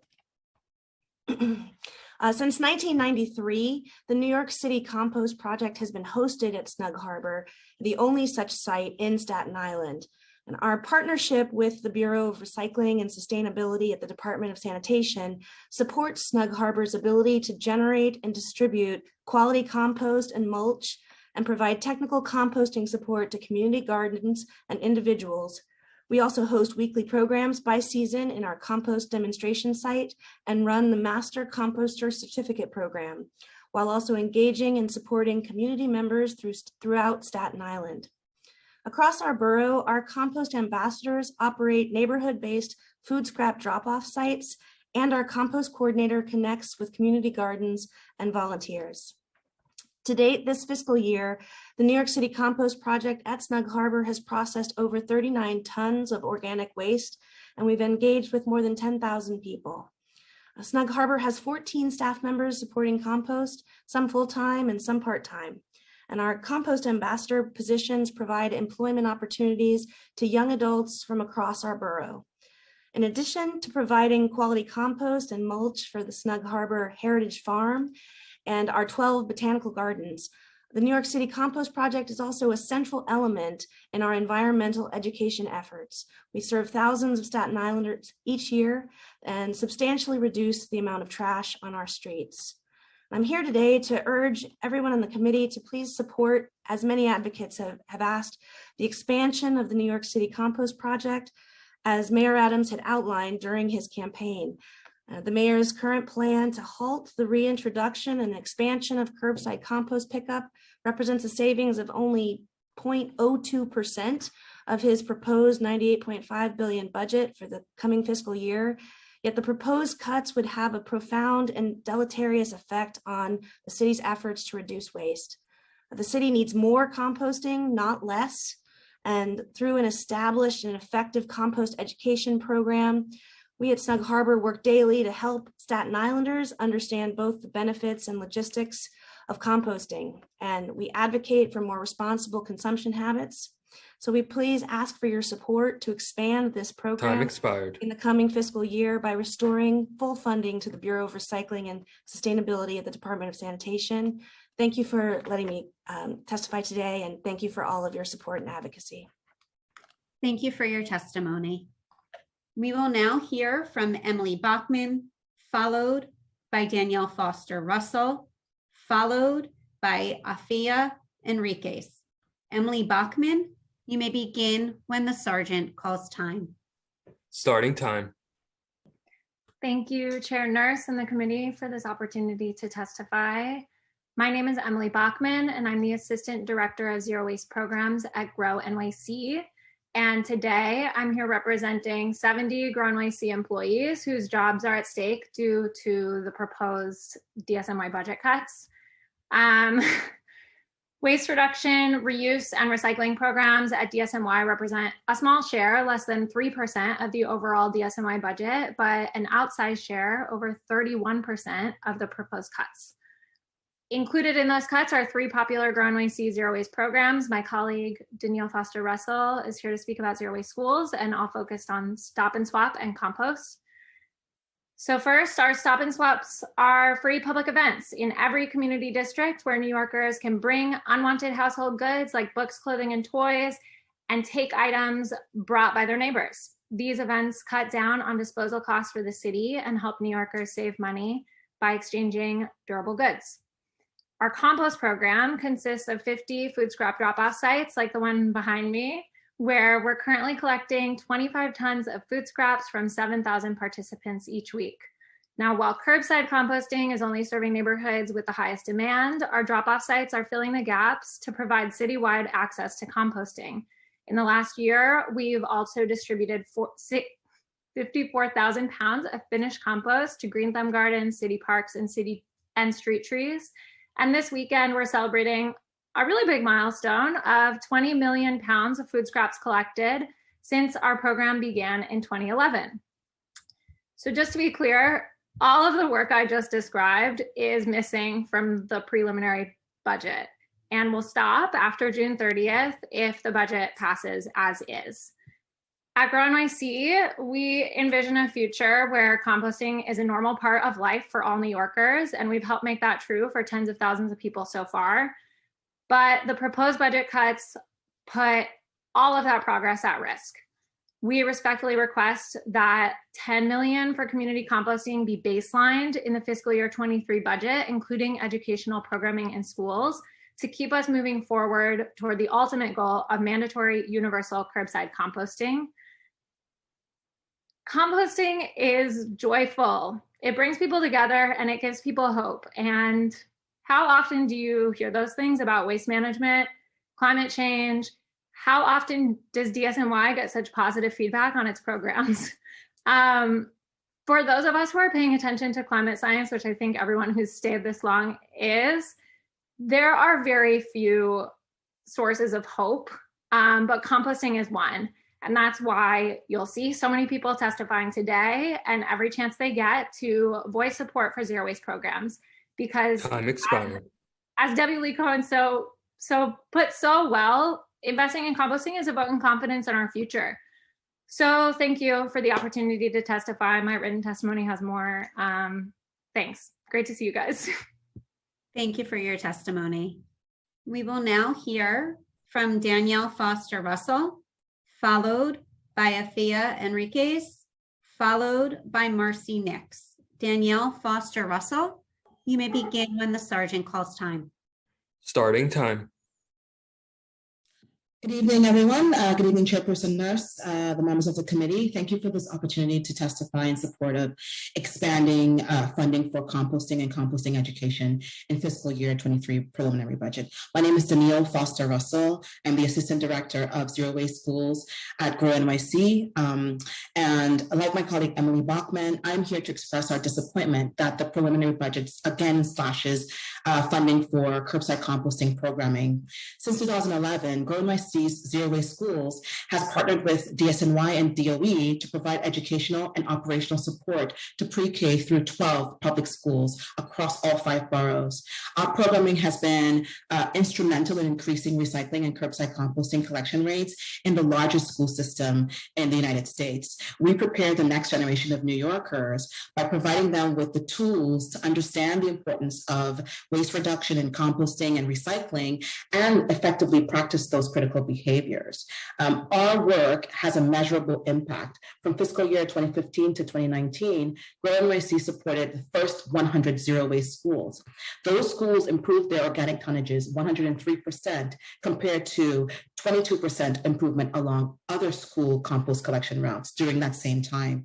MGPC tonnages improved by 74% at schools receiving our support, while decreasing 7% along other routes. Currently, about half of New York City public schools receive DSNY curbside compost collection. To reach the city's zero waste goals, all schools must be enrolled in the curbside compost collection services while receiving the necessary support to do so successfully. Grow NYC Zero Waste Schools provided that support to all 130 schools included in the curbside compost expansion in fiscal year 19. When schools closed in March of 2020, these schools were performing so well. The sorting stations were set up consistently and they were serviced by staff, and 80% of schools had a 25% contamination rate, had less than 25% contamination rate in their compost and MGPC, a remarkable achievement, which would have improved had we been able to finish the school year. After a year of paused organics, hybrid learning, and meal service happening throughout the school, even in hallways, we have found it is critical that schools receive our support to get back on track with their zero waste practices. I want to thank Dylan and Jasmine, who so eloquently talked about how zero waste schools has been impacting their schools and why it's important for it to be baseline in the budget. And I just want to thank them for their testimony and say that since August of last year, we have provided over 300 schools with support through site visits and remote training. Most recently, we supported PS8 in Manhattan, and they had a vast improvement in their waste separation that is evident in the school's curbside set out. It is now orderly and separated by Time waste. expired. I'm just going to skip past a few of these and just say to you that we provide the structure and the support necessary for schools to make these kinds of advancements. It is vital that City Council takes action, demonstrating to students across the city that adults in leadership are serious about tackling the climate crisis, which directly impacts their future by increasing access to curbside compost collection in schools and in their community. We respectfully request that City Council allocates $10 million in the fiscal year 23 budget for New York City Compost Project, for Grow NYC Zero Waste programs, including Compost Program, Stop and Swap, and for funding for zero waste schools, a high impact program that builds environmental leadership among New York City public schools, school students, and diverts school waste along DSNY routes. Further, we encourage the council to provide funding for an implementation plan for mandatory citywide curbside compost collection because, like recycling, it takes time to build a successful program. This is the only way for composting to become both cost-effective and equitable for all New Yorkers. Without these programs, the city will fall short of its 20 by 30 goals. Our programming makes a difference at the curb. Thank you, Chairperson Nurse and the committee for this opportunity to speak and for your work. And I will submit the rest of my testimony later on. Thank you. Thank you for your testimony. We will now hear from Afia Enriquez, followed by Marcy Nix, followed by Jasmine McPherson. Afia Enriquez, you may begin when the sergeant calls time. Starting time. Hello, members of the council and sanitation staff. Thank you for having me today. So I don't have a fancy title. I'm just basically a nobody.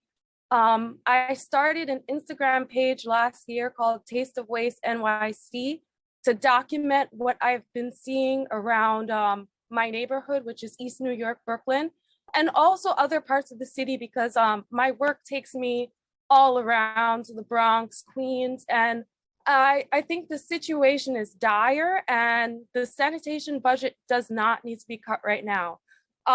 We really can't afford to cut the sanitation budget because when I'm walking around, especially green areas, I'm seeing lots of single-use plastics, lots of bottles. And like Borough President said before, the Brooklyn Borough President said, our culture has to fundamentally change.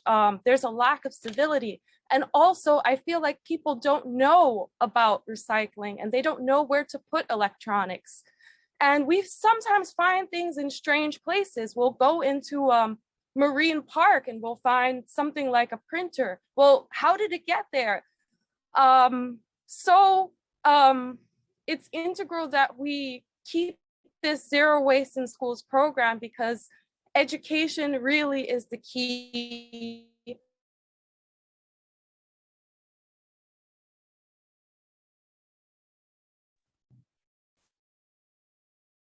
Afia, I believe that your feed has contact with a lot frozen. of people. There you go. Oh yeah, my Instagram feed has brought me into contact with a lot of people who have to clean up hazardous things outside of their homes. One woman, she told me about a comforter covered in feces. She had to clean it herself because if not, sanitation would issue her a citation for a sidewalk violation. So I feel like right now New Yorkers are desperate. The situation is dire, and really now is not the time to cut the budget when we're seeing so many emissions. We're having effects of climate change. Also saw with the remnants of Hurricane Ida, all the water coming from everywhere, it's affecting our storm drains and it's degrading our infrastructure when we have litter just blowing around and flowing into our waterways. And that's basically all I have to say today. I just thank you so much for letting me be here. And I'm really inspired by hearing the stories of you all and all the great work that's being done. But we really need to do more work, and the men and women of sanitation really deserve more. New Yorkers who pay a lot to live here really deserve more. We pay a lot of taxes, we pay a lot of rent, we want more. Thank you. Thank you for your testimony. We will now hear from Marcy Nix, followed by Jasmine McPherson, followed by Katie Savage. Marcy Nix, you may begin when the sergeant calls time. Starting time. Hi, everyone. I'm Nikki. I'm a resident in the Flatiron District of Manhattan, where I have lived since 2013. New York City is my adoptive home, and I love it here. I do not intend to leave unless it is physically impossible for me to remain. I'll return to that point in a moment. I am here to ask that the Sanitation Committee support Mayor Adams in keeping his campaign promise to make composting available to every New Yorker. That work should begin by restoring the community composting budget to its current level, and funding should be restored for the planned expansion of the curbside composting program. The mayor's proposed budget cuts to curbside composting are based on a misinterpretation of the Independent Budget Office's analysis of that program. Although IBO found that organics collection is relatively expensive today, it also found that the quickest route to reducing costs is to increase participation, not to freeze it. I am not here with any organization. I am here as a concerned mother.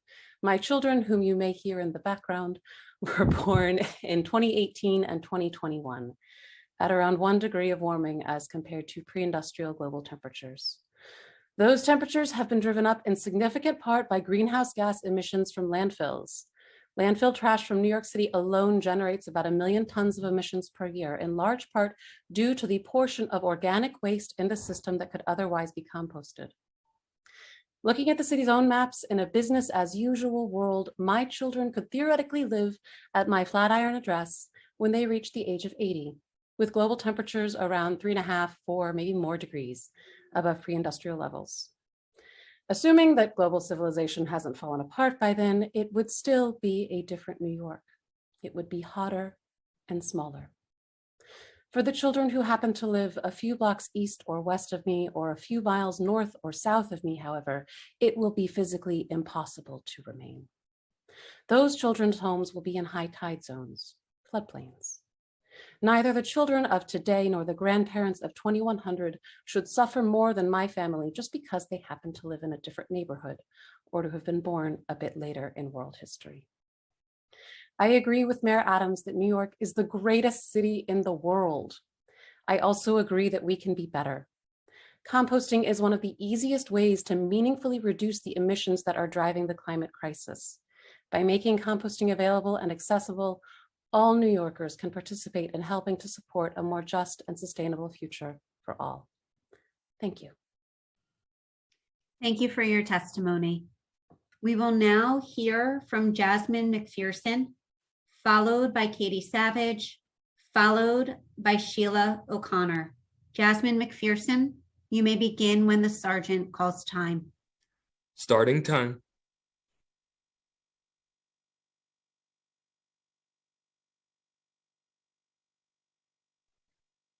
Jasmine, we cannot hear you.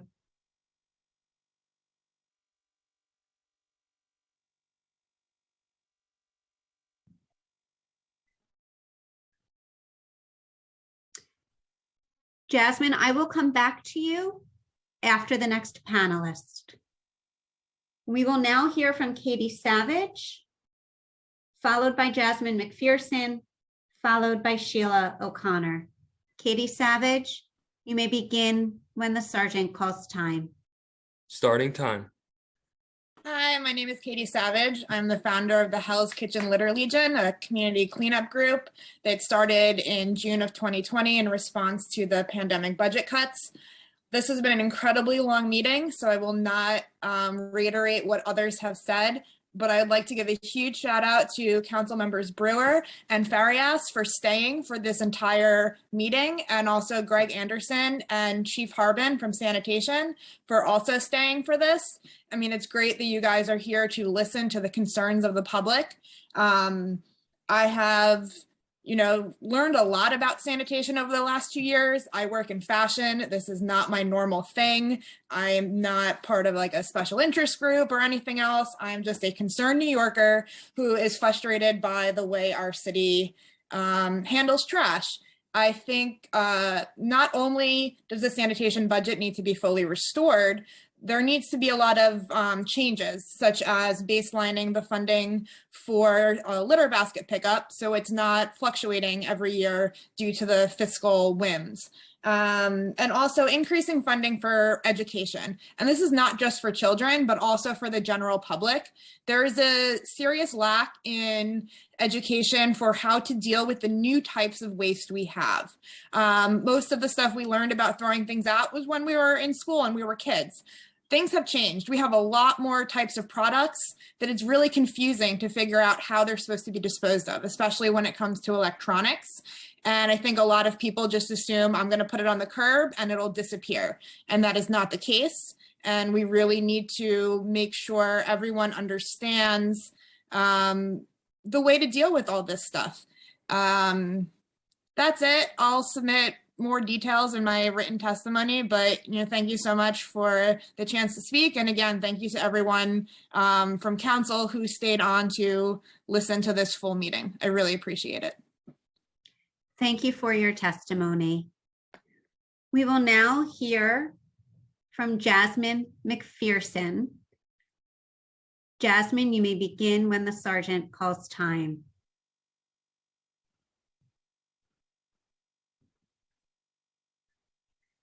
Jasmine, unfortunately, it seems like you are having audio issues. It looks like she's unmuted. She is unmuted, yes, Chair. Okay. Jasmine, we will circle back to you at the end and hopefully we'll be able to sort out the audio issues. Apologies for that. But also just a reminder that you are able to submit written testimony at testimony@council.nyc.gov. We will now hear from Sheila O'Connor, followed by Ella Ryan, followed by Leslie Woodruff. Sheila O'Connor, you may begin when the sergeant calls time. Starting time. Thank you. And I will also be brief since it's been a long meeting. I do appreciate the opportunity to speak. Obviously we're all here because we want to stress the importance of reinstating the funding to sanitation. One area that is of particular concern is the compost program. In my neighborhood, I've been participating in a voluntary compost program in which we have organized the community, educated the community on how to effectively compost, and we've succeeded in diverting 38,560 pounds of food scraps in 2021. And I think that's just a testament to how New Yorkers are ready to compost, and the idea of cutting it is short-sighted. I've also been a regular volunteer along with Katie Savage in the Hell's Kitchen Litter Legion. So I visibly have been able to see how much dirty our streets have gotten. The amount of trash and the amount of rats is just dramatically increased over the last couple of years. And one thing that I've observed is when the trash starts to overflow, sends a message to the residents that nobody cares. If the city doesn't care about picking up the corner baskets, then why should I care about picking up after my dog? And that's the kind of mindset that I'm beginning to observe in my neighborhood, and it's a real concern. So I really want to stress the importance of restoring funding, particularly on the corner litter baskets. The council has taken the step of restoring much of that funding themselves. That's clear that the council understands the importance of it. So it's important to negotiate that back into the budget. Thank you. Thank you for your testimony. We will now hear from Ella Ryan, followed by Leslie Woodruff, followed by Wilhelmina Perrigin. Ella Ryan, you may begin when the sergeant calls time. Starting time. Hi, I'm Ella. I live in Brooklyn. First of all, thank you for the opportunity to testify, and a big thank you to DSNY and our city's sanitation workers for all their hard work. I won't claim to have deep knowledge of the budget process, although I have learned a lot today. I'm here as a resident and a mom to defend our city's composting programs because I thought the city was committed to expanding them. And now I hear they're on the chopping block yet again. When my partner and I first moved to Brooklyn in 2014, we didn't have kids yet. We kept our compost in a plastic bag in the freezer, and we would drop it off at a green market on the way to work. And we really appreciated having that option, and it's an option that works for many New Yorkers and gives access to composting to people who live outside of the limited curbside composting zones, which is great. And I'm sad to hear that those are going to be reduced potentially. Now we're a family of 4. And if I were to use the same method, my freezer would just be like bursting with organic waste every 2 days. Not to mention it's like full of chicken nuggets and ice pops anyway. So when we moved to Park Slope, I was so excited. That's not an understatement, to find that curbside composting was available to me. And suddenly composting was easy. Every time my kids didn't finish a meal, I could just scrape it in the compost bin. And I would know that it was going back to the earth as nutrients and not into the atmosphere as greenhouse gas. And I think that every parent should have that peace of mind. As somebody else said, composting is a hopeful thing. And I felt pride in my city doing what's right for people and their futures. But here we are 2 years later, and not only has progress not been made in composting, we're going backwards. And that makes me sad. And not only that, the more we limit the composting program, the more inefficient it becomes. So I'm speaking here today because I fear that our city's curbside composting program and all the other composting programs, schools, community composting, once the largest program in the country, will now die a death by 1,000 cuts. The composting programs are such tiny line items on the overall city's budget, yet they have an outsized impact on greenhouse gas emissions, not to mention providing green jobs and bringing us much closer to our zero waste goal. It's virtually impossible to achieve that goal, in my opinion, if we don't have organics collection and diverting organics from landfill. So we just owe it to our city's residents to invest in these programs so composting can reach its full potential. And thank you for your time. Thank you for your testimony. We will now hear from Leslie Woodruff, followed by Wilhelmina Perrigin, followed by Claire Mifflin. Leslie Woodruff, you may begin when the sergeant calls time. Starting time.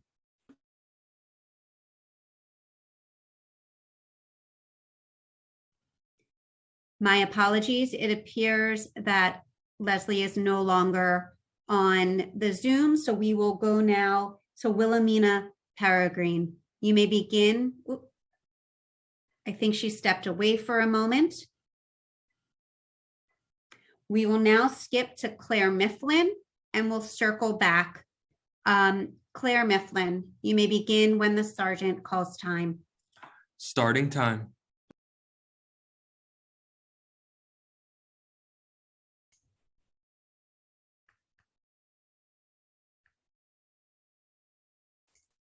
Sorry, I was having problems getting to my unmute.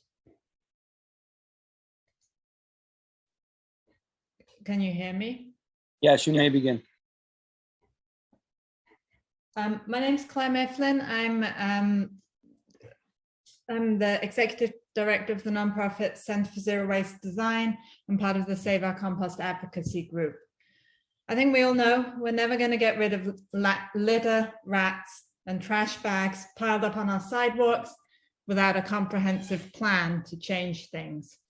The Streets blog article out yesterday, Trash City, New York is filthy and the fault is government inertia, is a good primer. Also, freeze food waste collection. Again, we got to do better than that on Urban Matters blog.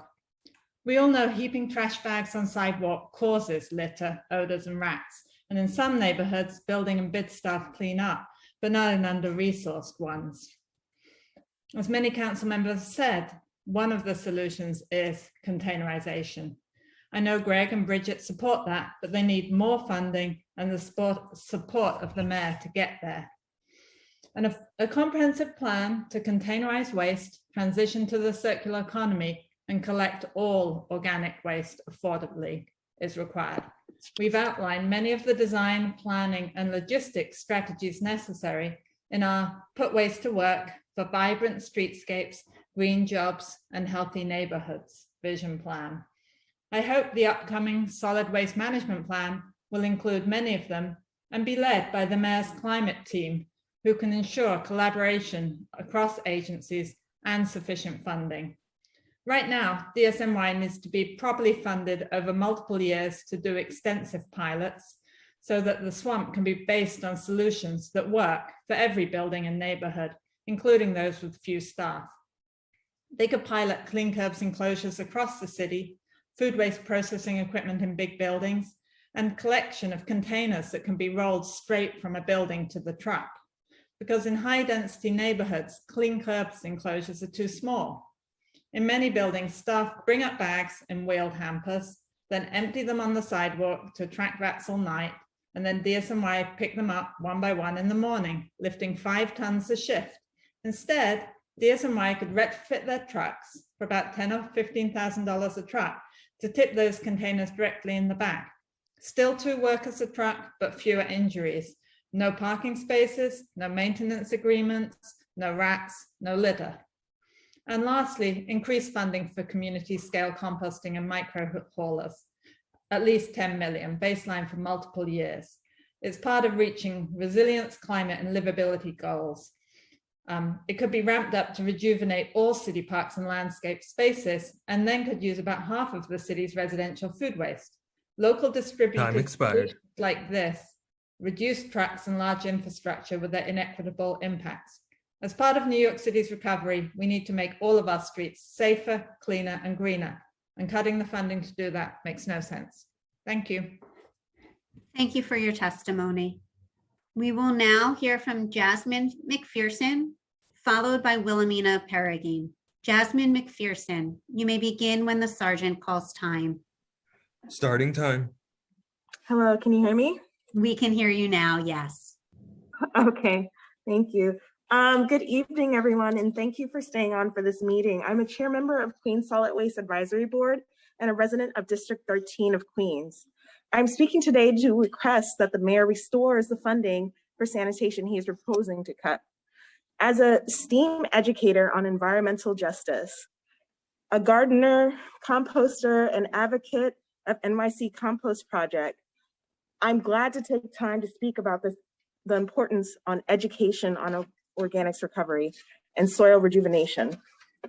For decades, volunteers have been the backbone on organics collection in New York City and providing education and analytics on its growth. If you look at NYC open data, you can see how New York City Compost Project and other small communities that are volunteers have carried organics recovery with a limited budget, even since it was cut last year. If these volunteers, nonprofits, and small corporations have been able to thrive, survive, sustain, and influence the state with such a limited budget, imagine how much closer we could be to the state of zero waste if they were provided more funding. DSMY has shown that organic tonnage collected increased every year from the start of the curbside program through its last year of operation. It remained a very small part of the overall waste system. The city only diverted around 1.4% of its waste from landfills to organics collection. If we want to meet our reduction of waste by 90% by 2030, there has to be a change outside of cutting funds and pushing trucks to collect organics. I ask today that we fully fund the Department of Sanitation's community composting program, which provides over 200 food scrap drop-off sites throughout the city and local composting sites that provide compost for our parks and community gardens. The community composting should not only continue to be funded at the current level of $7 million, but also be extended to meet the increasing demand for these programs with additional funding to equitably locate community composting sites in communities that do not have one. Thank you for your time. Thank you for your testimony. We will now hear from Wilhelmina Perrigine. You may begin when the sergeant calls time. Starting time. Hi, my name's Willa. I live in Brooklyn. I'm a mom, and I'm part of a coalition of parents who are really concerned about climate and doing all sorts of direct actions. I'm part of a group called Sunrise Kids NYC, and there are a bunch of other groups in the city that are concerned about and acting on similar issues. Anyway, I moved to Brooklyn with my husband and my 1-year-old in 2019. And on our first day here, I had Empire State of Mind stuck in my head. And everywhere I went, I just had like, these streets will make you feel brand new. And I was disabused of my initial exuberance. And I was climbing over piles of trash with my toddler. And my husband and I turned to each other and we started singing in New York. And from then on, it just became kind of an inside joke. And whenever we see something disgusting and methane spewing trash that's full of compostable things features prominently, we belt this out to each other, and our kids have started doing it as well. And as everyone on this call knows, there's a pretty simple solution. In the way that it deserves to be funded. And I'm not talking about 10% of people, hauling their stuff out of the freezer to the farmer's market, like Ella mentioned. I'm talking about the kind of widespread funding all of us are advocating for. And obviously, it's not just about the aesthetics, it's about the environment, and all of us know that as well, so I won't go into the details. But we, as you all know, we have 7 years to cut global emissions, and New York has the opportunity to be a use case for the world. And there's that saying, if you can make it here, you can make it anywhere. Well, if we can make composting work here, any city in the world can do it, and we have to do it. We have no choice. We're out of time, as we all know. So now that I've been here for 2 years, I have a 2-year-old and a 4-year-old you might have seen coming in and out of this call, because I didn't know I was supposed to come at the end. I've been here since 2. And they, like I said, they also like to sing in New York when we see disgusting things, but they're also starting to realize that it's actually not that funny. Because it's a matter of life or death, and it's a matter of their future being viable. And it sounds hyperbolic, but you all know that it's not. And I have a quote from the Environmental Defense Fund, but I'm going to skip it for the sake of time. You know that this is an issue of life or death. And my toddlers know that too. And my kids are starting to figure out, like, everything's pretty precarious, isn't it? And everything's really interconnected, isn't it, Mom? And they're starting to ask questions like, why did you guys let this get so bad? And those questions are really hard to answer. So you get to be part of this composting program in New York. And my own exuberance was soon outweighed by that of my own children. They realized, like, this is a way to be part of a solution. And my 4-year-old likes to imagine that she's Elsa from Frozen, and she likes to say, I can use my magic to use my powers to turn trash into dirt, and that grows new things. And my 2-year-old likes to help me push the bin out to the curb, and he likes to say, stop climate change. And I'm not like trying to make fun of their accents, their way of speaking, but it really pulls on my heartstrings when I hear how enthusiastic they are to be part of the solution, and how deep their understanding of the problem is. Anyway, we have a quickly shrinking window of opportunity. We need to make that clear to the mayor. And it's obviously complex and expensive to get this program to scale, but once it's to scale, it will pay off in so many ways, our pocketbooks and saving our future. And as the words of that song go, there's nothing you can't do, now you're in New York. All right, thanks. Thank you for your testimony. If we have inadvertently missed anyone that has registered to testify today and is yet to have been called, please use the Zoom raise hand function and you will be called in the order that your hand has been raised.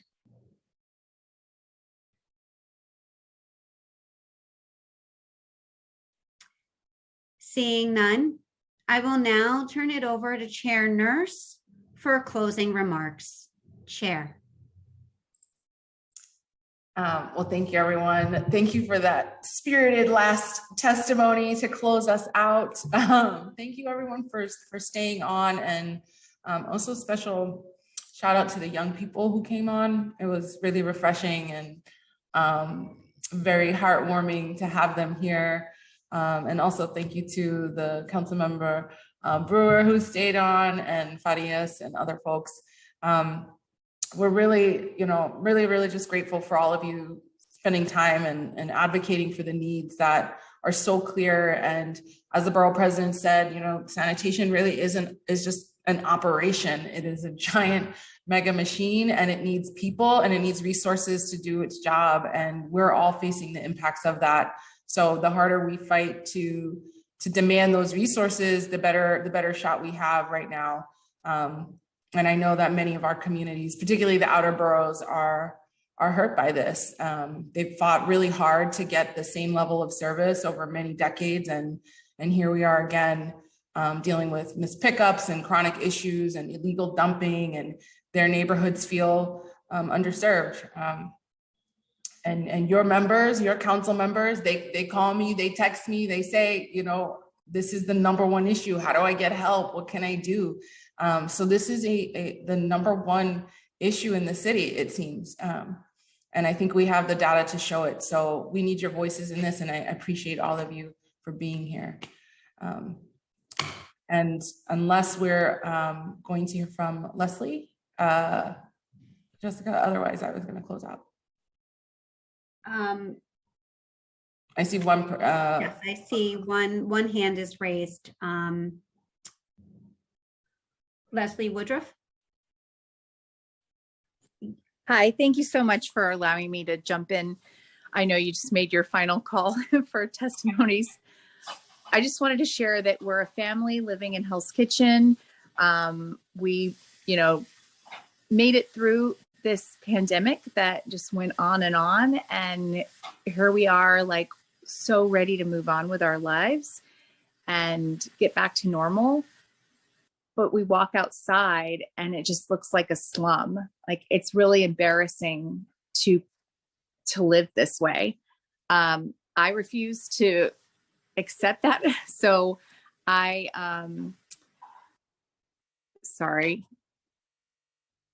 refuse to accept that. So I go outside and I clean up my own block, and I participate in as many cleanups as possible with the Hell's Kitchen Litter Legion, led by Katie Savage, who's on here today with us. It's excruciating to spend this much money to live in Manhattan, and still walk outside and there's just litter everywhere. The garbage will sit sometimes for days. I'm always putting in a 311 complaint. I'm making personal phone calls to contacts that I know at DSNY to try and get change. I understand that they are definitely doing the best they can with the resources they're given, but to not get a street cleanup more than once a week and live this close to Times Square and have so many tourists coming into this area, it's a bad look. And we have a young child. She asked me recently, Mom, are we poor? Because she didn't understand why we walk outside our door and there's loose litter and piles of garbage that don't get picked up.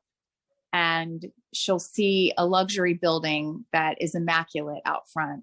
And she's just turned 6 years old and is already starting to notice the difference. So we can't continue to live this way, and we'll just move if things don't change pretty quickly. So I really, truly hope that this testimony will help any way it can. Thank you. Thank you for your testimony. And I'll turn it back to the chair to close us out. Yeah, thank you. I just want to say, I have actually walked on some of the largest slums on this earth.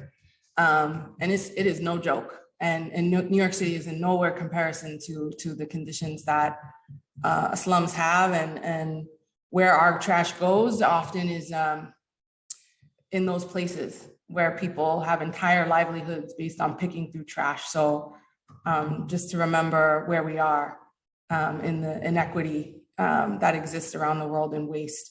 So I want to say thank you all for being here. We're all fighting very hard to restore the budget and fight for as many restoration to as many cuts as we can get. I encourage you to reach out to your council members and let it be known what you are looking for, what you need, what you will accept and what you won't accept, and make sure to stay involved in the conversation. We'll be having another hearing in April on equity in waste. It'll be a really important one.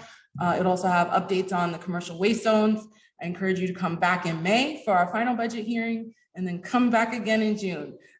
We would love to keep having you in the conversation. So thank you. Thank you, Jessica, for moderating and ensuring we got to folks that we might have missed. And thank you all for being here.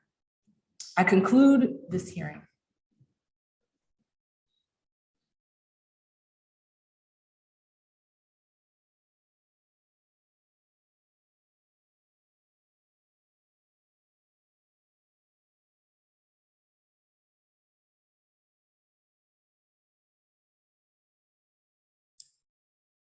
And thank you all behind the scenes. Thank you for all your work.